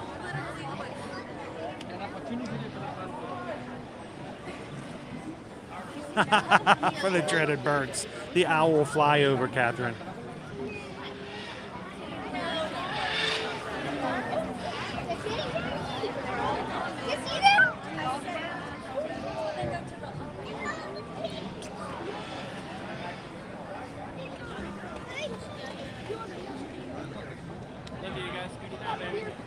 Good morning, Kathy C. Well, we got Kathy C and Catherine in this morning. You need some more? No. Let's say we still got some space down here. We can grab it while we can. Okay. Hello. So I try to sit on the end of the bench so I don't block anybody, but they made us scooch all the way in, so I'm kind of like in the middle now. Try not to block anybody.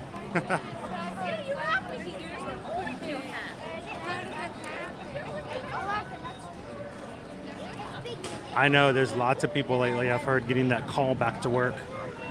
You've been working from home for a while. That's a shock in a way.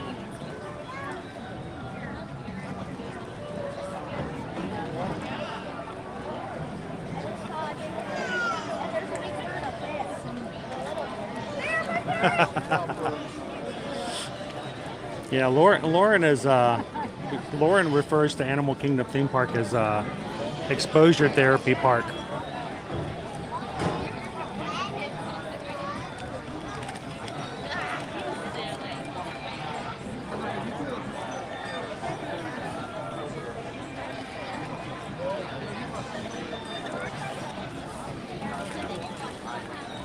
So we've got about 6 minutes before our show starts. This morning on the radio on the way in, driving into the parks, and a song came in on the radio, and I've heard the song, I couldn't tell you how many times, and but it kind of hit hard this morning. It was kind of needed to hear it. It's a song called "You Get What You Give." It's by a group called the New Radicals, and the song has a chorus that says, "You've got the music in you, don't let go. You've got the music in you, one dance left. This world is going to pull through. Don't give up. You've got a reason to live. Can't forget. We only get what we give."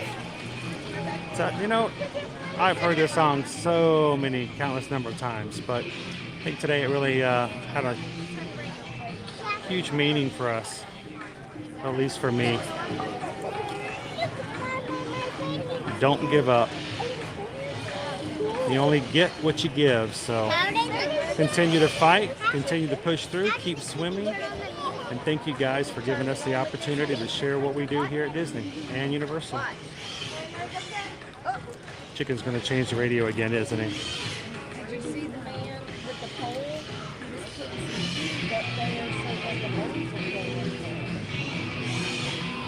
Oh, look at it!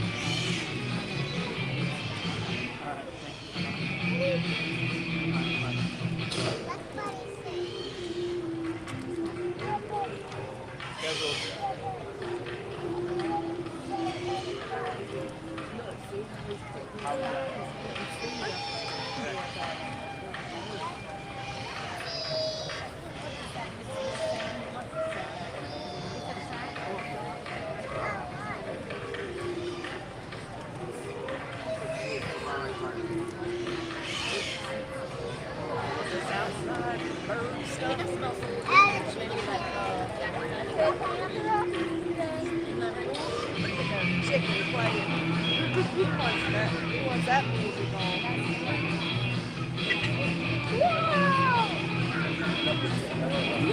Yay for the chicken.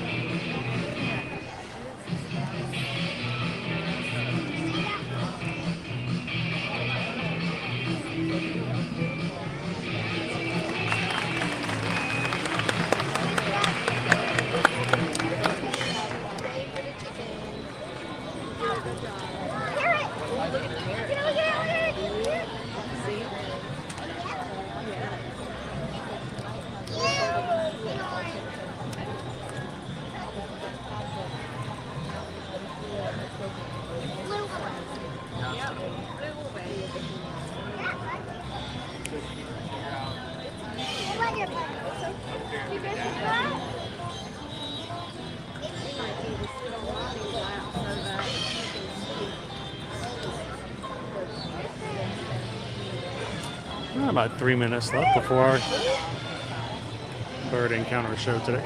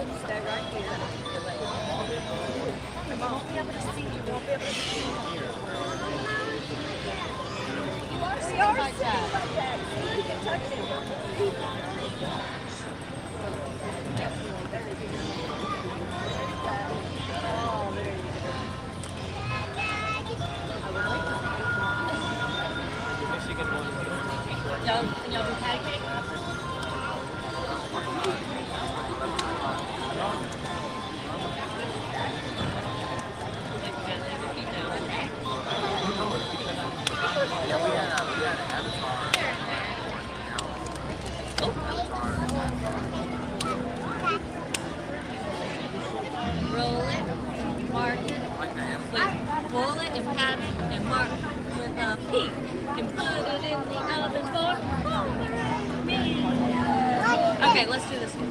Yeah, probably. Are we doing it two?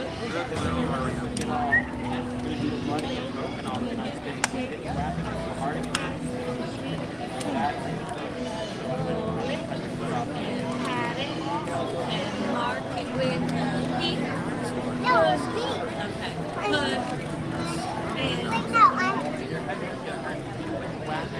Put and no,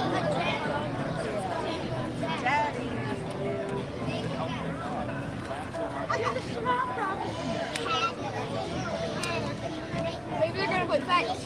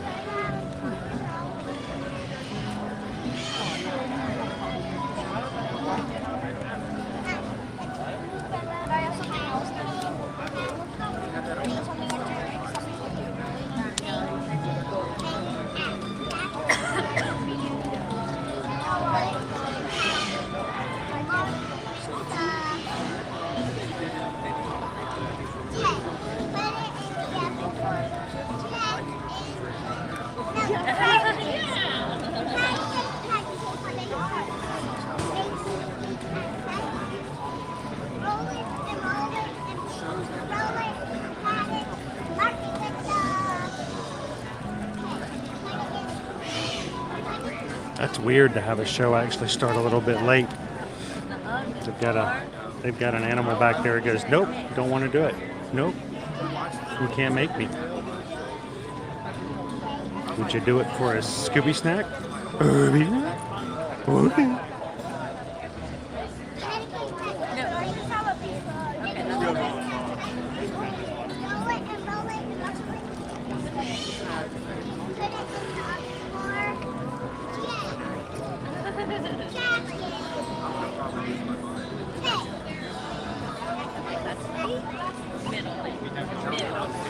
We got almost a full theater here today. Normally we've got a few seats open, but didn't full.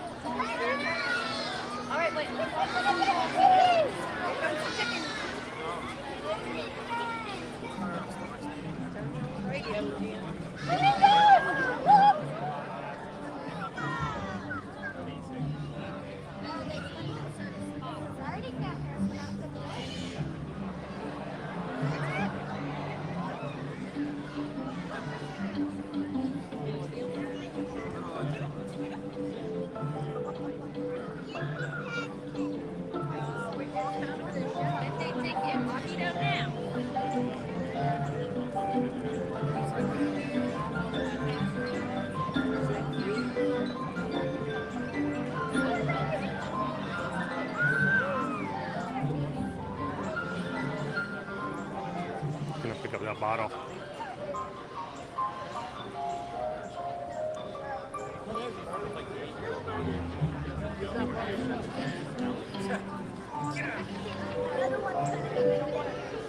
He's a starving animal.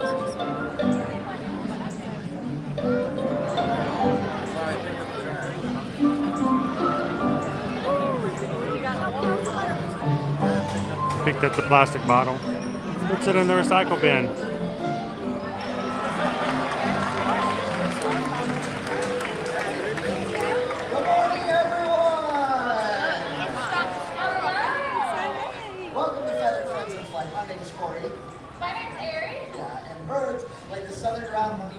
I've been inspiring people here for over 20 years. Give around up close encounters with amazing birds. Yeah, and we love this part of our day. Probably our favorite part of our day because we get to give y'all a close look. You want a closer look? Yeah? All right, let's see. You said you wanted a closer look. So this is Houston or Southern Brown Hornbill. As the name suggests, we spend a lot of time on the ground, which you saw. They're very good flyers. But most of the day, they walk around and use that big beak right there to pick up whatever they can out of the grass. Yeah, like snakes, they eat snakes, even venomous snakes. So just like Houston's doing, picking around in the grass, find a snake, pick it up, shake it around, and slurp it down like spaghetti. Super gross, but very beneficial in wild places. And now y'all get to see a ground hornbill at top speed. Are you ready? Okay, what happens on the exit? There it is.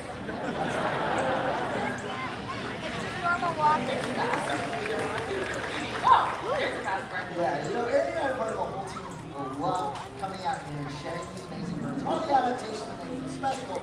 Even in the same family, they can be very different. Look at a hornbill right here. Harambee is a trumpeter hornbill. Trumpeter hornbills live in the forest in Africa. Like she said, much faster.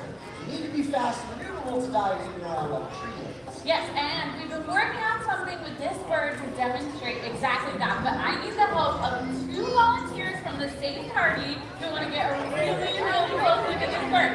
Okay, how about in the back row, in like the black cardigan and the black and white stripes? Do you have a partner back there with glasses, long hair?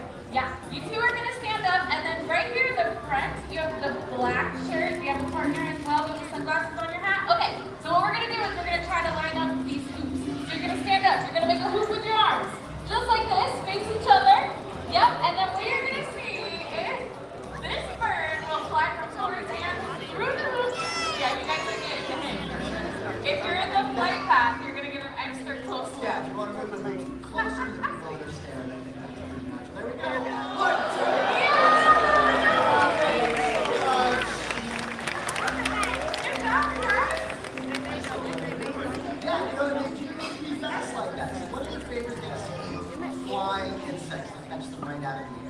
Y'all want to see what it looks like when this bird catches an insect out of the air? Right? No, I don't have any insects. Corey doesn't know about this, but I've been practicing to demonstrate a really cool way to show off this awesome natural behavior. No flying insects. Instead, I have this. Who knows what it is? Shout it out. Stop rocket! Stop rocket! Yes, it's a stop rocket. Okay, I'm glad that you're familiar, but I have made some modifications to this one. And now it's a grape launcher. And we're going to shoot a grape in the air and see if it'll catch it. It's a grape launcher. Right? Does somebody want to test this thing out for me? Who wants to try it? How about in the spider rancher and the hat? You want to help me out? Someone else, give us a round of applause. What's your name? Lucas. Okay, Lucas. What we're going to do, we're going to set this up, and then we're going to count you down. There's a grape in there. When we get to one, you got to stomp on this part, the launch pad, as hard as you can, and then look up so you can see catch it, okay? Sound good? All right, they're ready. Y'all help me count Lucas down. 3, 2, 1. Go, let's go. Wow. Oh, let's get Lucas up there.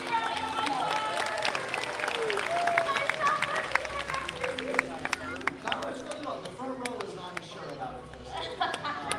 Yeah, somebody almost has it. But that is kind of what it would look like out in the wild when trumpeter goes chase their food around, right? You did a wonderful job. Remember where you're headed? I know, you hear all the macaws screaming and you're looking around and looking screaming. Yeah, you know where you're going, all the way in. One more hop to the window.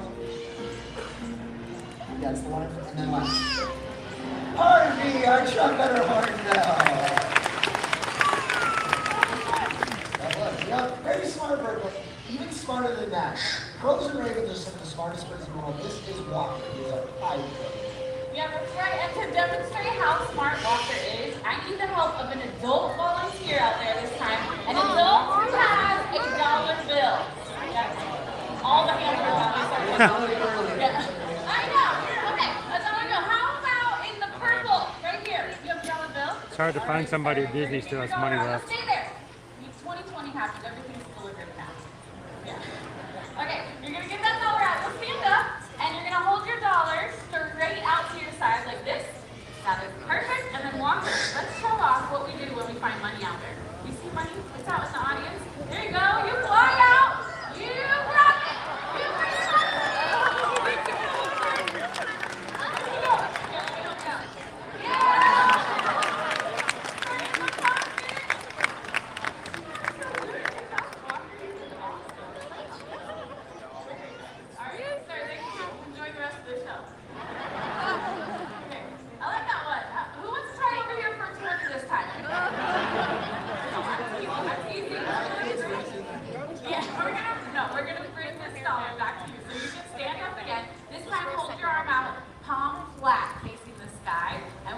Walker can drop this dollar back off, but he does wrap your fingers around it so it doesn't blow away.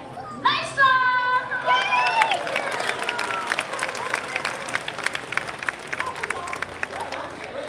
Don't see that every day. Money back at the theme park. Good job, Walker. So, yeah, you know where we're going? All the way. So yeah, but I think you're going to like this next bird. Do you want to see an owl fly? Yeah! Those owls will be flying through the out. This is a great time to have your cameras up and ready to go. This bird likes to fly very low.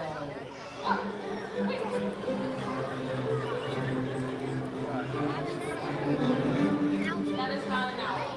No. Right now? Yeah. Okay, well, owls and chickens, they're not really friends because, like, the whole predator-prey thing, so I don't really want to do that with the show this morning. I'm going to check the chickens get home. I'll be right back for you. Anyway, we're going to go ahead and meet Buddy. It's a milky eagle owl. The largest species of owls out there. He's going to do another flight like that across the year. Listen close when he flies. Owls are super quiet, almost silent. They can sneak up on the prey. Absolutely amazing.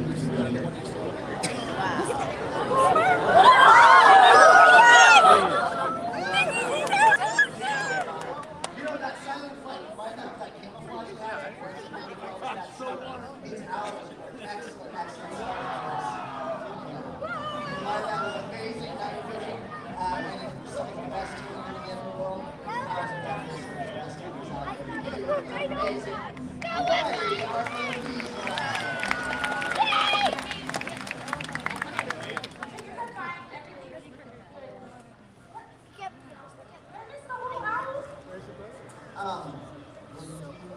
Seem to have caught the tail end.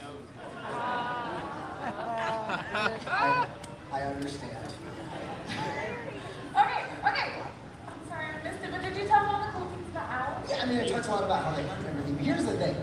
Owls are just beneficial to have around. They're such good hunters. An owl that size can eat around 1,000 mice in a single. Oh, that reminds me of the rodent problem we had here. It was bad. Rats and mice everywhere. What? There's always like a BuzzFeed article about these things. There are rats and mice everywhere. Everyone knows. See? They all have fun. I know. We're on the same way. Describe it that way. They can see it in their heads. I mean, it was bad. I admit, but owls move in, mice and rats move out. Yeah, they moved out, right? Okay. Well, we haven't seen any rats, mice, moles, any kind of varmints like that for a really long time since the owls moved in. Yeah, which is really good because it was bad. I know. Listen. It is safe to say that the rat problem is behind us now. It is literally behind you. I probably knew about it. Okay, all right. Well, listen. You've been seeing birds fly all over this theater. You might be wondering, why do they stay here with us instead of taking off and hanging out on top of a spaceship bird? They stay here with us because we work really hard on our relationships with all the birds in the show. So we do that with positive reinforcement. And I thought that maybe they would like to see a behind-the-scenes training session in this first show of the day. Would that be cool? Yeah! Okay. Something new point is what I'm doing. I'm just taking the job. Okay, listen. This new behavior I've been working on right here on the rock with Lexus, the collared raven. What if you talk about it and I train the bird and then they can all see how the process goes? Sure, why not? I love this bird. So, collared raven like this, very, very smart bird. Here's the thing, it doesn't matter how smart they are. We train these birds the exact same way. Positive reinforcement, as you mentioned. See the trees over there. Just give them a treat for untying my shoe. Yeah, give like 3. Keep them over there, because here's the thing. When they hear those trees, they tend to think, what did I do? Can I do that again, even if they shouldn't do it? No, Lexus, don't do that. Mary! What? Come on, like, really? I know, it's okay. I taught her about tight shoes, but it's kind of funny. And now we're getting better and better at it. Cover it up. Get him out of here. This is not how we're going to do. What are you doing? Come on. You're hiding your shoes from her? He stole his microphone cable.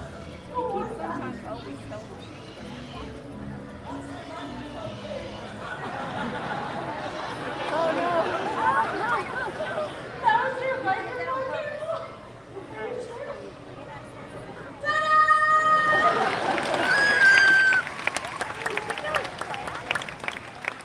It looked like a shoelace, didn't it?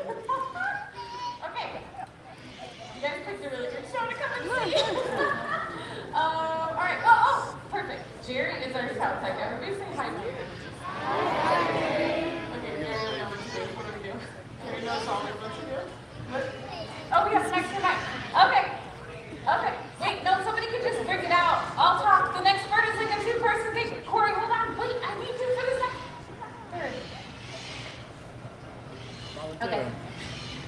The shoelaces is funny, right? Yeah. Okay, well, you know what? This is a bird show. We can change things on the Fly. Okay, actually, I do have a good idea. Do you want me to parrot? Yeah. Okay, I'm the coolest parrot ever. Stand by for just 1 second, though. I need a little bit of help from the back. Hey, is anybody back there?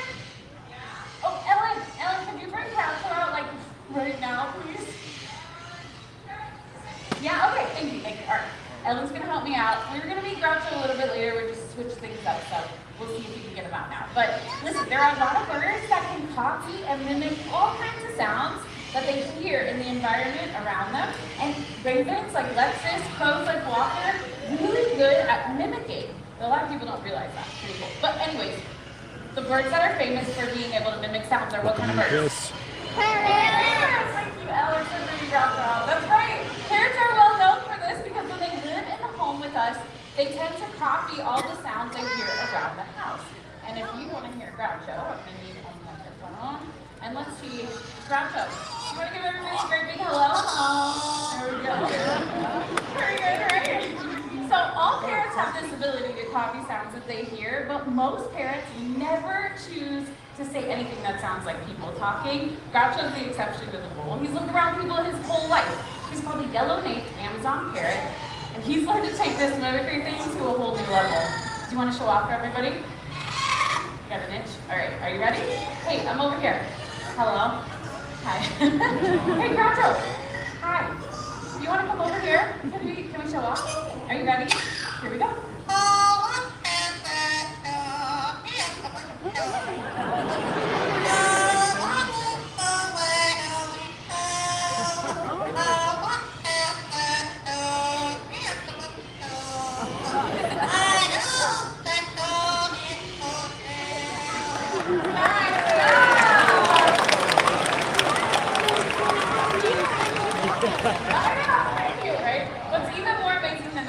Groucho not only knows lyrics to Doggy in the Window, but he knows lyrics to 7 songs like that from beginning to end.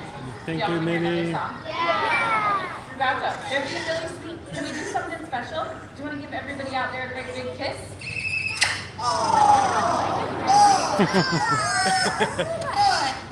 Yeah, good stuff. I agree. Okay, so you sang Doggy in the Window. You can pick from any of the other songs that you'd like to share with everybody today. As soon as you're done with that trees, you know, we don't want to sing with our mouths full. Are you ready? Here we go. Oh, we heard that one.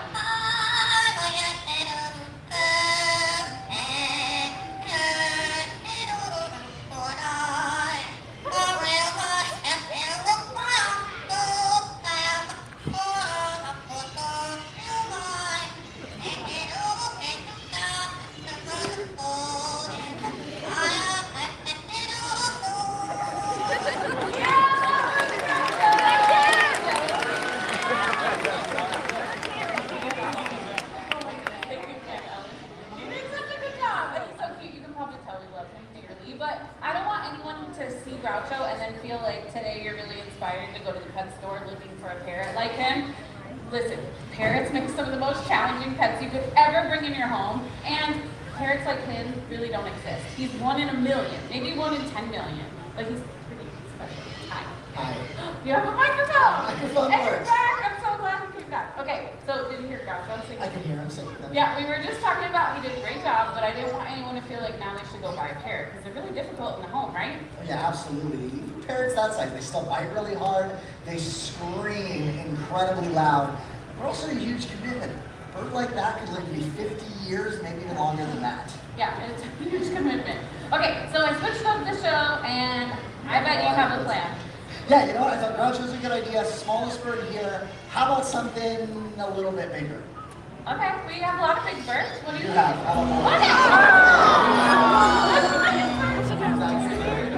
Yeah, so the same forest. He is a marabou stork. Definitely the largest bird here, one of the largest flying birds in the world. 10-foot wingspan. Oh my gosh, they're so awesome. They're really beneficial in the wild too. In the wild, birds eat carrion, like vultures would and stuff. So animal dies, and a marabou stork helps to clean up the mess. It stops the spread of disease. It keeps wild places clean. So in a way, we can call this giant bird nature's recyclers. If we recycle like this guy, the earth would be a much cleaner place. Absolutely. Great. Tucking the wings. Boris, our Harambee stork. That was a good idea. I was a little surprised. Thank you, Naomi. Yeah, you know, a lot of amazing birds found in Africa. Those are definitely some of the most important. One of the most beautiful this right here, this is our crowned crane. Everyone, I'd like you to meet Fraser. Fraser Crane. Hello, Fraser. Crane. And all the adults go, ha ha ha ha ha. Why don't you calm him down when we get out of the way? No, we talked about this. You've been working with your relationship with Fraser, right? In the back now. Yeah, you're giving him his favorite treats back there. Yeah. Is it going well? Okay, good enough. Okay, we're going to call the crane down and feed him on stage for the first time.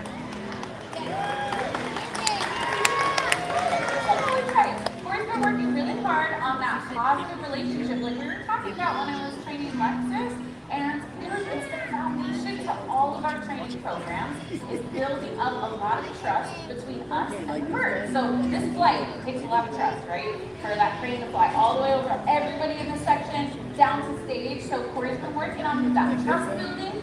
And today's day. Listen your way.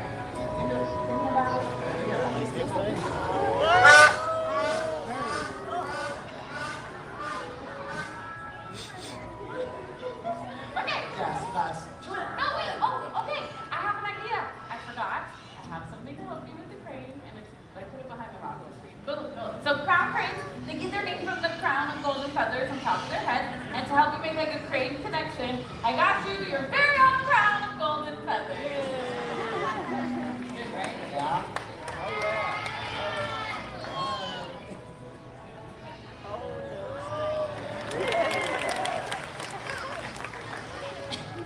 You look like Guy Fieri. Okay, Thanks, all right, Mike. let's get Welcome serious. in. You both have your crown of feathers. You got the trees. You're on the grass where Fraser likes to land, and he's set up perfectly to fly down to you on stage. All right. One more shot.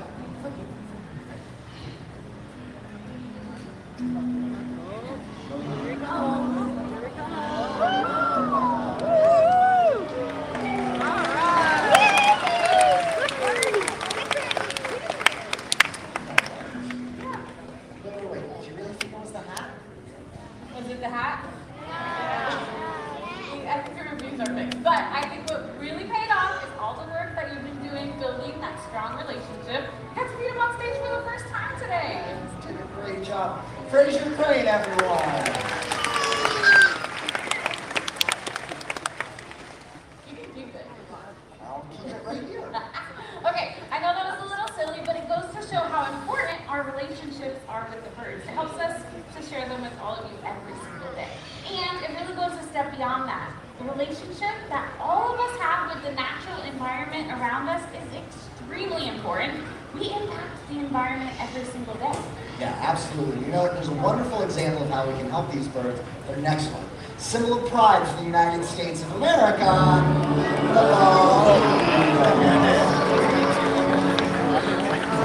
Everyone, this is he was brought along due to an injury, couldn't be re-released. So actually lives with us until he gets to tell an amazing story. See, it wasn't long ago bald eagles' numbers began to drop. They dropped so low it was feared future generations wouldn't get a chance to see these majestic birds out in the wild. That's when something incredible happened. People took notice, they took action, cleaned up the waterways where the bald eagles fish, stopped using a chemical pesticide, DDT, major cause of this and many other birds to farm. Now, it's people like all of us here today that played a part in bringing the bald eagle back from the brink of extinction. And everyone's efforts paid off. Because the bald eagles' numbers rose, they rose so high, they were taken off the endangered species list.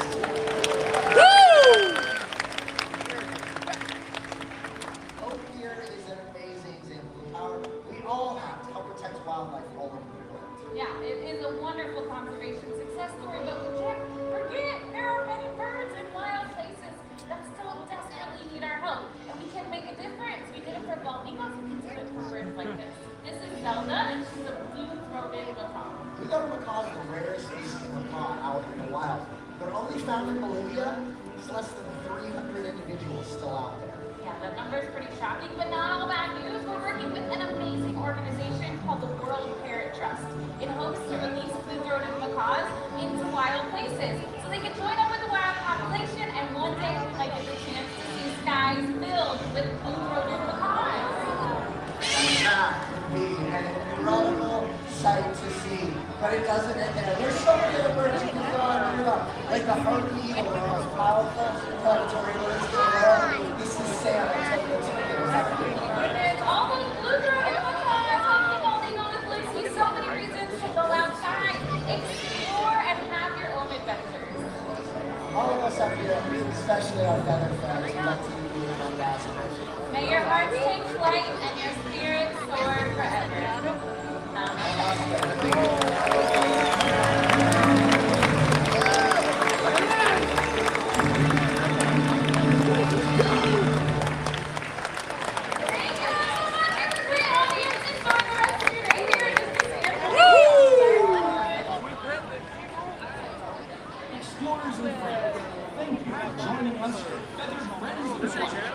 It's ear-to-ear magic. Ear-to-ear magic? It is. You guys enjoy the flyover? Oh, yeah. Did you see, I don't know, if you get in the right spot, I always like to try to get in the right spot. Yeah. You can get just right. Oh, man, that is awesome. Wow, that is awesome. And the question is, even with the volume on, you still can't hear you. Yeah, yeah. You guys have an awesome day. Yes, sir, yes, sir.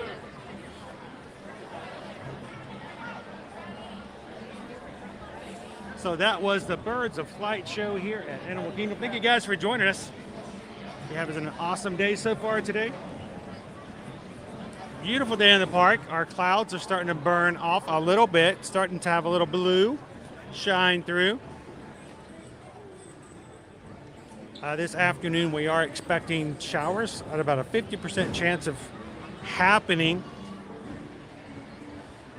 So we could get some rain today. But for now, a great day in the park. It's going to be for the rest of the week. A really warm week. Matter of fact, let me go ahead and put this back up so you guys, for those of you who have joined us a little bit later in the stream, can see. We are looking at this point a high of 78 degrees today. High of 78 tomorrow with partly cloudy skies. High of 81, 83, and then 84 with the remainder of the week, with Friday being full-on sun and up into mid-80s. So it's going to be an amazing day. And if you're coming to the parks this week, make sure to be hydrated as much as possible. And don't do like I did last Friday and get sunburned waiting for the stage show over at the Magic Kingdom. So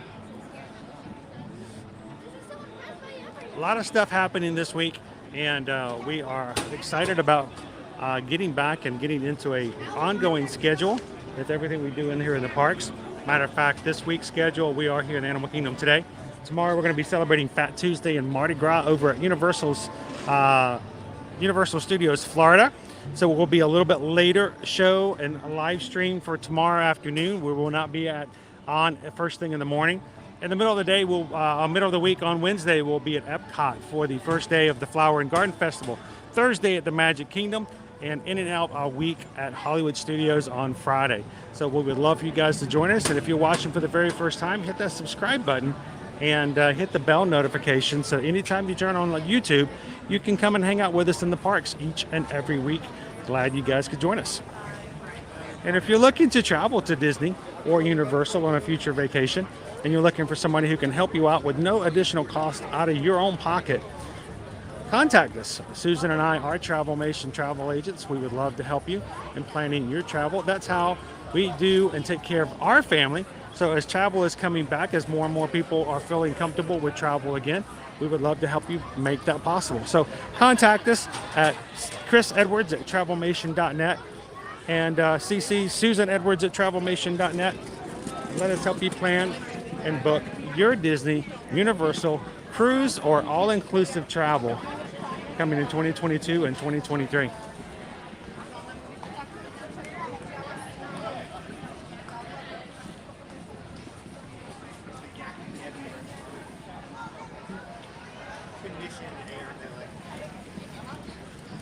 Naomi says, I read that Guardians has an opening date of Memorial Day weekend. Now, unless something has been officially announced this morning, you guys can let me know if I may have missed something going across the wire while I was live.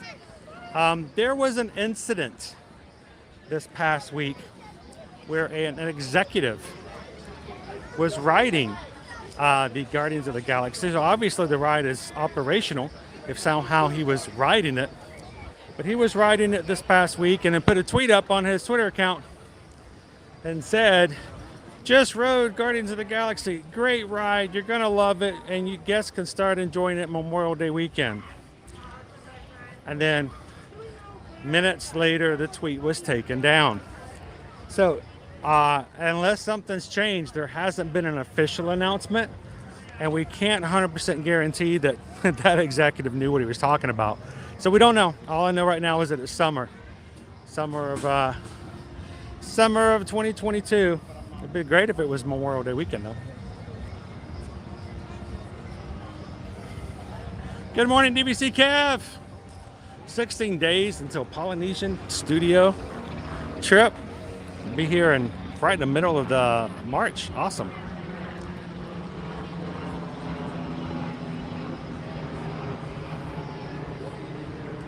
Oh, Gabriel says, I forgot to tell you, I give Liberty Tree Tavern a 4 out of 5 figments.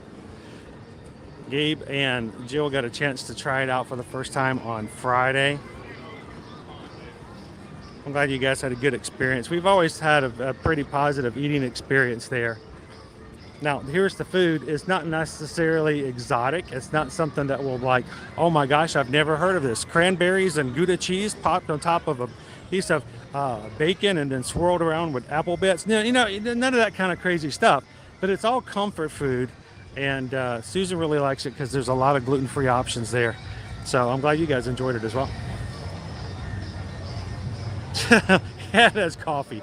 I'm going to make sure that before Gabriel tries anything new, we get him some coffee first.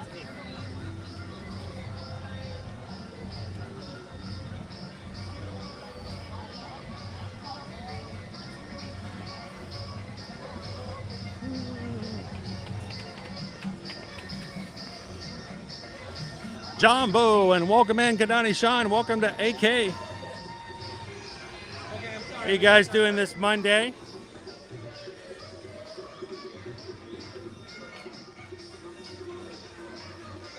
So everyone, we're only going to be on for about maybe another half hour today. I do have an appointment this afternoon that I have to make, and Susan and I do have to continue doing our house hunting. So throughout this week, we may have some shortened live streams just to make sure we have enough time to get travel things taken care of and also have time to look for our next place to live, because honestly, we can't live in a hotel for the rest of our lives. Honestly, we can't afford to live in a hotel for the rest of the month. So we have to do some house hunting today. So we will be on for just a little bit longer. Yeah.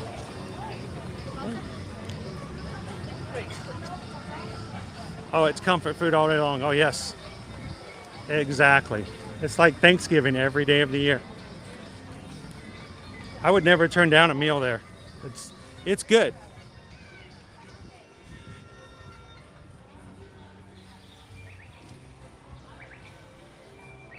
Catherine says I have to get some shoveling. Shoveling? What are you shoveling? Leaves? I don't understand. Did you cut the grass? It's crazy. Shovel.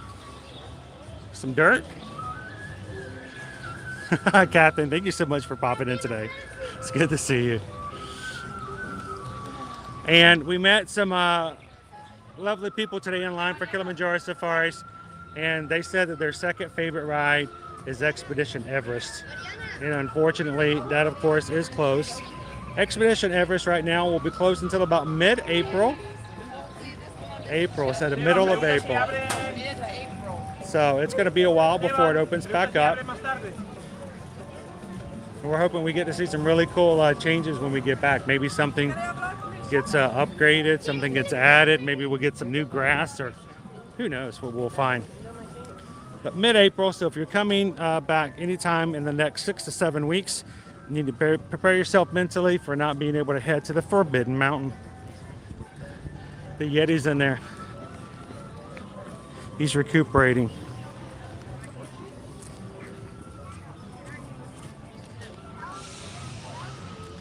I can hear him running though.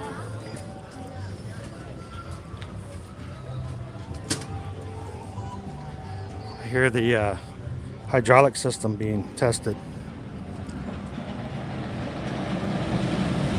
That's got to be torture for people in the parks.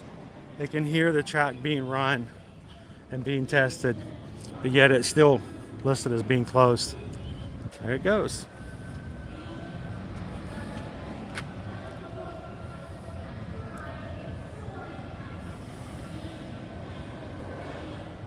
Good morning, Holly. Good to see. It was good to see you guys the other day. Hope you guys had a great weekend.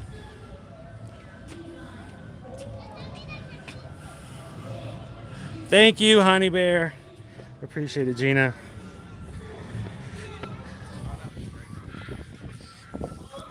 We will continue to do hunts and fight and keep on swimming as much as we can. A dream a dream that you didn't fight for just doesn't seem nearly as sweet, does it?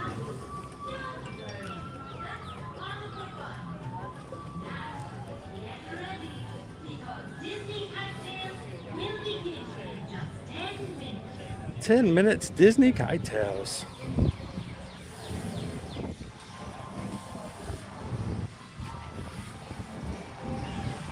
I know, Kev. I hate that when you guys get here, it won't be running yet.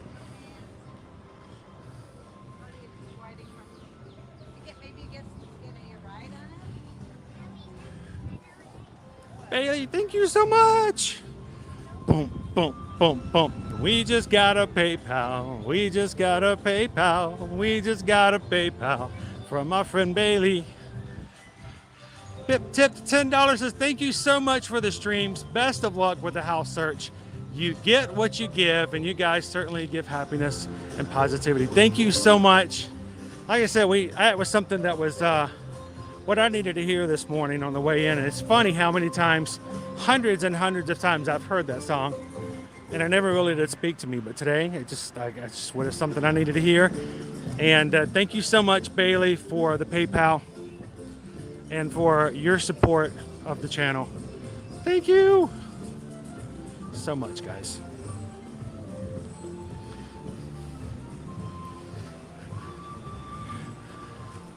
I feel like, the week and a half we weren't streaming, I was like, I got to get back out there. I got to make it happen. We had to do it, though.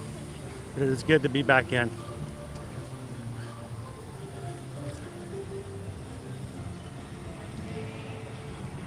Thank you so much, Bailey.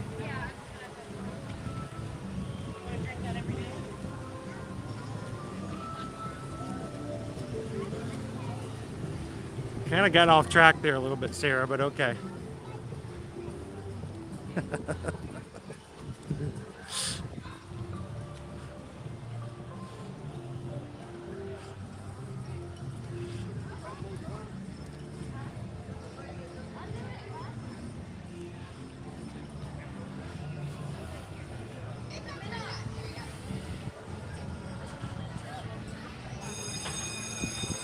Oh, I like that. Tip, tip, hooray. That's cool.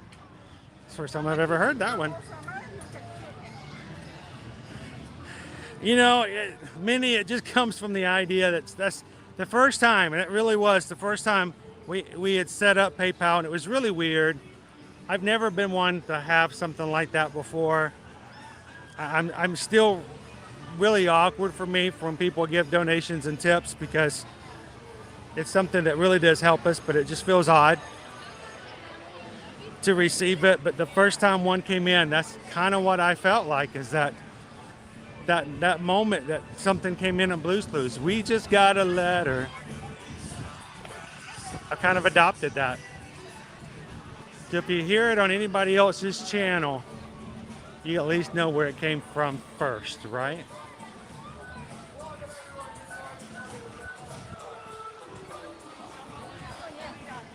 Bailey, every little bit helps. It really does. Thank you. Like, for instance, we're going to be going to Mardi Gras tomorrow. And on Wednesday, we're going to be going to Flower and Garden. So every little bit that you guys give makes it possible for us to do more in our streams.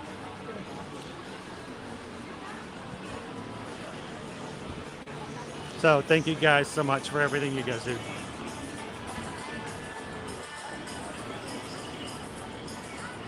DVC Kev's building a new house in Tampa area. Nice. So you'll be real close. You'll be about an hour's drive away from the Walt Disney World area. And like us, when we moved here 3 years ago, do you sell your DVC points? Oh, of course not. This means you get to use them for other things.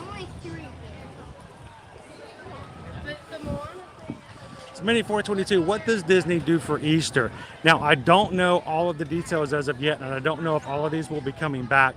But generally, of course, there's always the special food items, pastries, and desserts that are all over the place, especially at the resorts.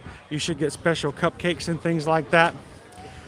Usually, in the past, but not for the past 2 years, so I don't know if it's going to come back or not. But in the Magic Kingdom, Easter weekend, that Saturday and Sunday, they have an Easter pre-parade. It is a small parade filled with chicks, bunnies, and the like characters, and the Azalea Trail Maids from Alabama. Now, we have not done this the past 2 years. I hope they do return, but that will be on Saturday and Sunday, the pre-parade, the special little mini parade before the Festival of Fantasy. Festival of Fantasy returns back on March 9th, so we should be good to go for adding a pre-parade if they're comfortable and wanting to do so.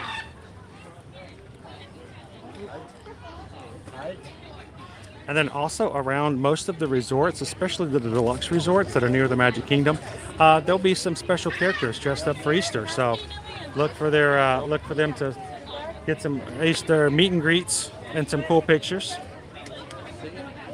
There they are. Over at Epcot, they would generally have an Easter egg hunt as well. Nice little scavenger hunt.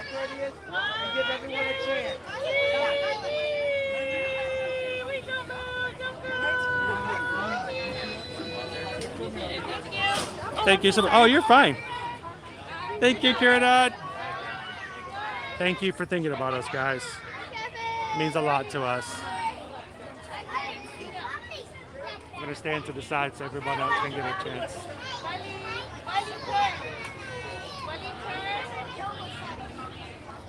How, Gabriel? Are they out already?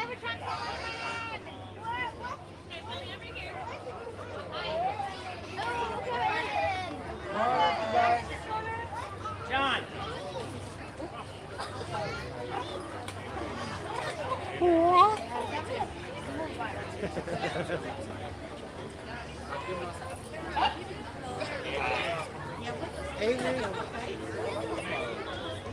It's coming.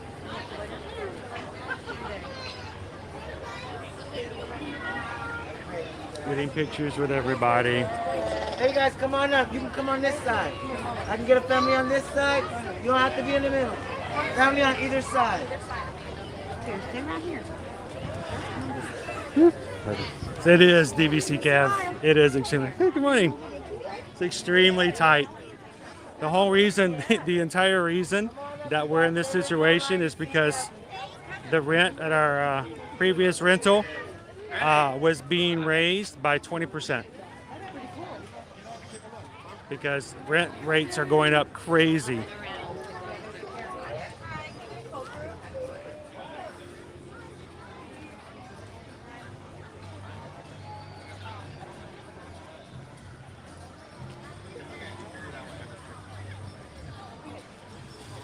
We grew up watching Blue's Clues with our three. It'd always be a special thing. Who knows? I've noticed a lot of people have been making some special ears here lately. Our doors are closed. That seems odd.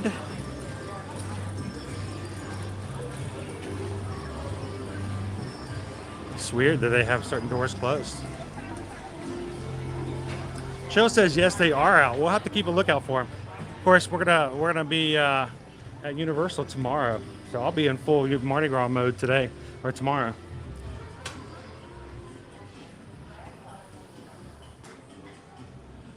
Yes, make sure to say hello to Frank for us, Gerdad.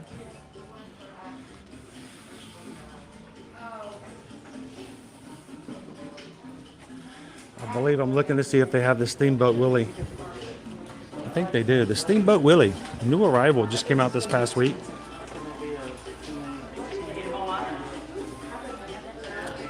It's a backpack. It's very compact.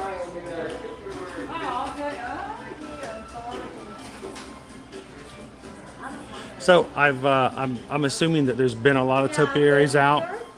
Calvin, it's just a lot of people focused this past weekend on one, the Galactic Star Cruiser, which all the media was allowed to release their videos from their trips and hosted stays this past week, last Friday.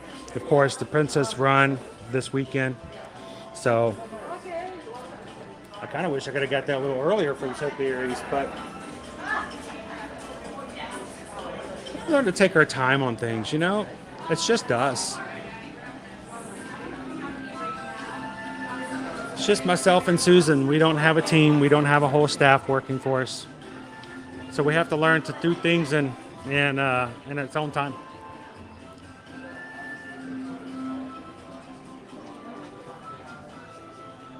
Rented in Port Charlotte last winter, 3-bedroom, 2-bath, $1,650 per month. Here it's $2,400 per month. Yep, exactly. Some crazy increases.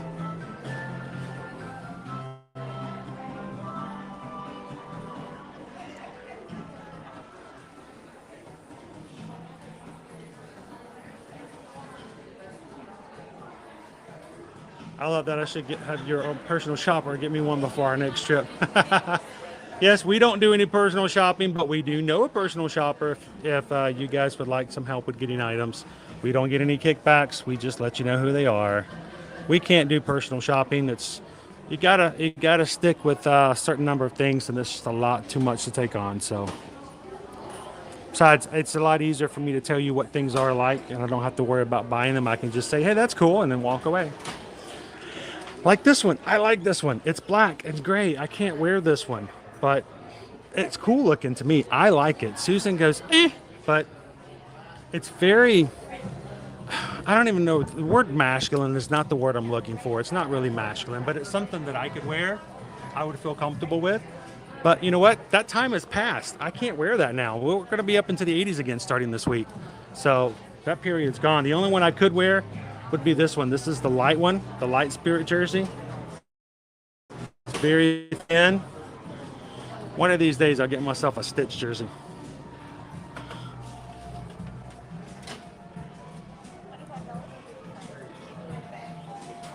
Wait, Sarah says, I want that stitch spirit jersey in the worst way. I know, Sarah, I'm right there with you. And it was the very first one that was made for the light, version, so it's not nearly as heavy. I can't wear a regular spirit jersey. I'd get overheated.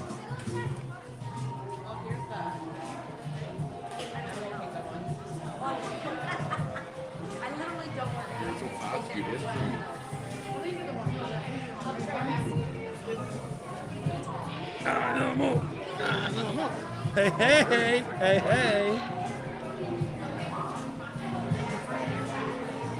Oh, Gabriel, your HO fees went up $100. You didn't get anything for that, but thanks for paying them. Isn't that nice? Kind of reminds me of annual passes.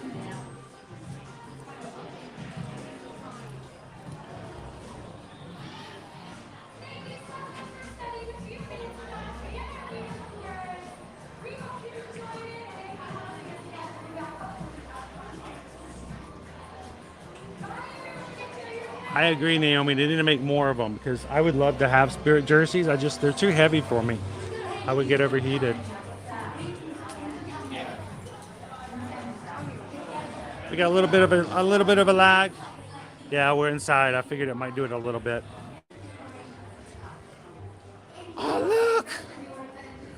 Oh, I've seen the jerseys for adults, but I've not seen one for the kids. Look, it's a jersey, baseball jersey. How sweet is that?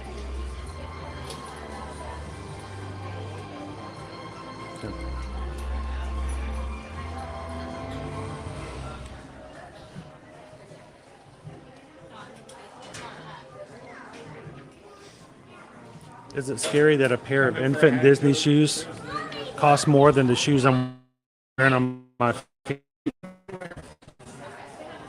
And, being a parent of 3, I know good and well that they'll only wear them maybe 3 times before they outgrow them.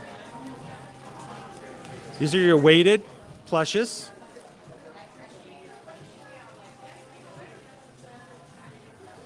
And the weighted plushes there are 2 pounds of sandbags inside the plushes, so that when they sit on you or you hold them, they're very heavy, and that's intentional. You can take the bag out if you want to make it lighter. They do have a Minnie, a Mickey, a Pluto, Eeyore. There's also a Stitch design. but those are great.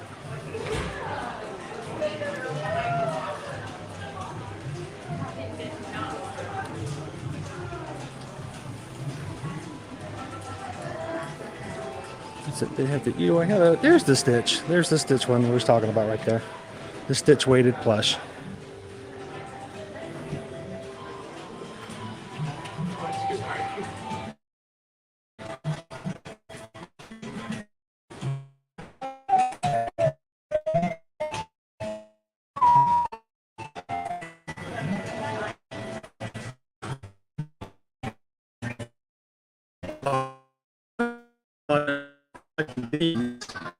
These are not designed around for a couple of years. The fit also fits. They come with a stand and can stand up and stand on. They are. They just released a new one for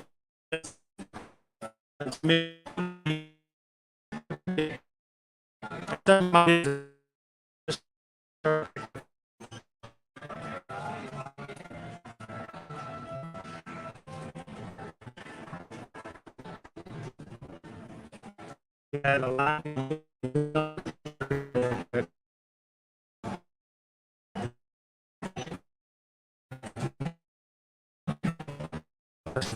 Well, they do have some magic bands back here.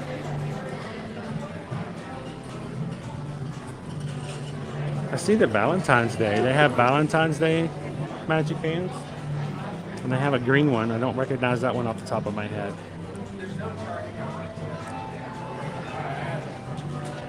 Hang on one second. Let's see if I can do a look at it.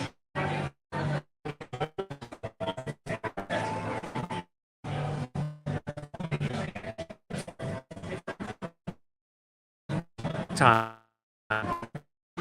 So look, I'll come back and see if I can get those later. And I'll share those maybe on Instagram if there's something that needs to be.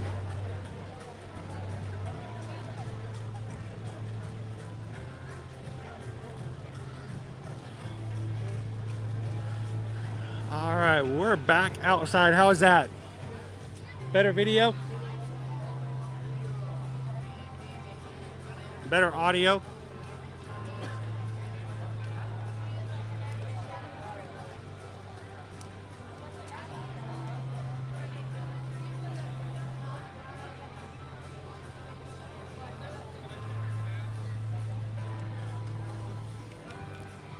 Yeah, we oftentimes get lag in the Discovery Island store.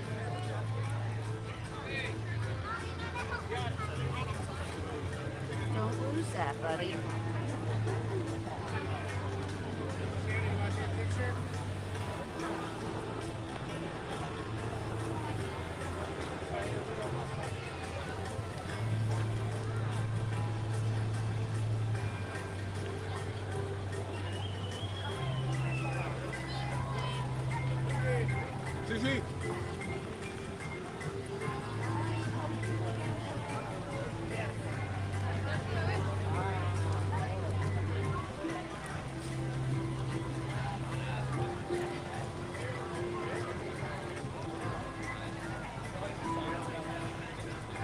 All right, let's see if we can get our connection back here.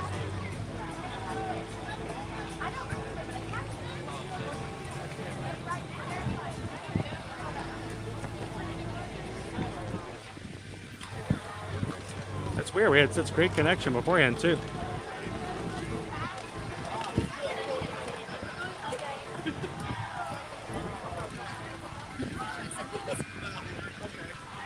So odd.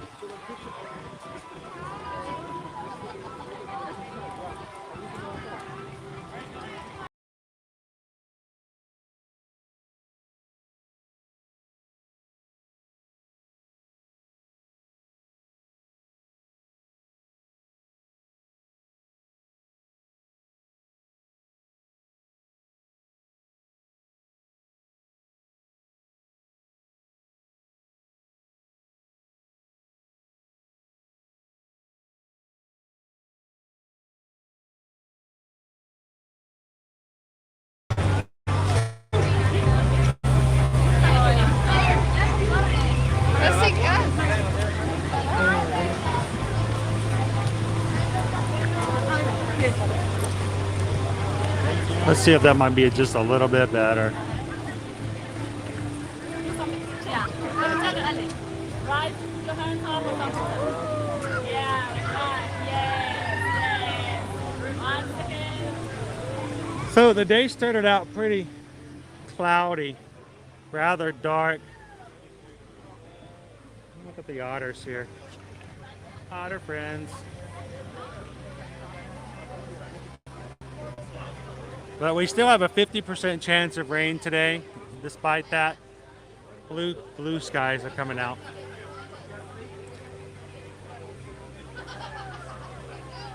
And I'm hoping no matter what your weather forecast might be for today, for Monday, that don't let it get you down.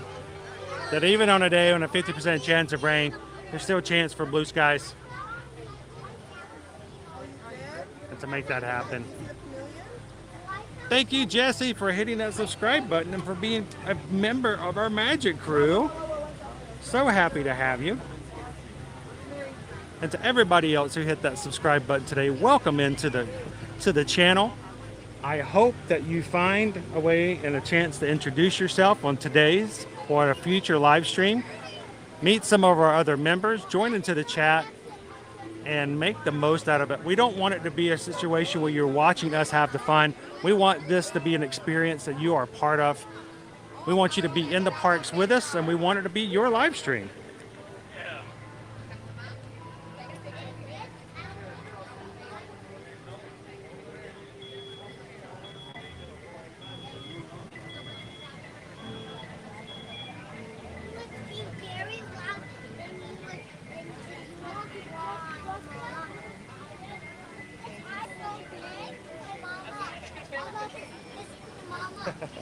Our little dove friend. Hello. Are you missing out on the stream? Would you like to say hello to everybody in the Magic Crew? And tell them thank you for joining us here in Animal Kingdom.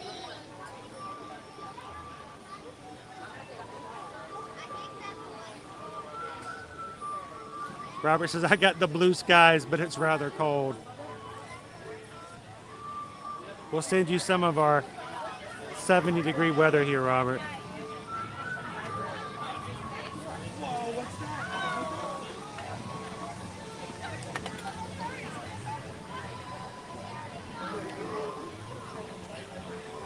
This is just a photo op. I know it's a photo op. See the tiger in it? Whoa, and then I grabbed the camera. I jerked the camera out of the way. Well, everybody, thank you so much for joining us on our first Monday stream back here on a regular full schedule. We have missed you guys greatly, and we look forward to having an especially full and wonderful schedule for this week. As again, we're going to be here today. Tomorrow is going to be back at Universal for Fat Tuesday. Ash Wednesday, we're going to be back over for the first day of Flower and Garden. Thursday, Magic Kingdom and Hollywood Studios to round out the day. And to everybody who's subscribed today, you guys have made it possible as we move closer and closer to hitting 8,000 subscribers. I think even now, let's see, we are about 120 subscribers away from hitting that milestone. So thank you guys, everyone, for hitting that subscribe, joining in and helping us grow a positive community who can have fun in the parks, answer your questions about what's really going on, and just have a place for you to get away from whatever's going on in your life, ride a ride, and have a little bit of enjoyment. And remember that it's not all bad. There is a light at the end of the tunnel. We're always looking for it, and we deal with different challenges. And you guys know we've been having our own challenges here lately. But the fact of the matter is, it's easier to make it through when you've got a support system. And as our community is growing, that we hope that it is a support system for all of you. Someone to talk to, someone who understands what you're going through, and someone who can be there for you when you need it. So I appreciate everyone in the crew who makes themselves available, for everyone who comes in, for making yourselves open and available and such an inviting group. To all of our moderators who keep our family-friendly chat just that, thank you for giving up your time and for making sure that that stays that way.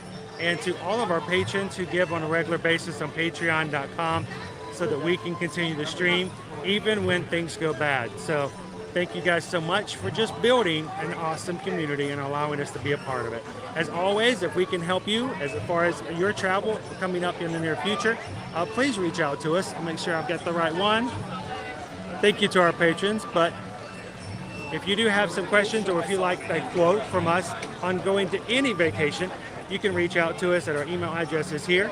And in the future, if there's anything we can do as far as helping out with any planning, reach out, let us know. Whether it's on TikTok, Instagram, Facebook, or here on YouTube. We would love to have communications with you guys.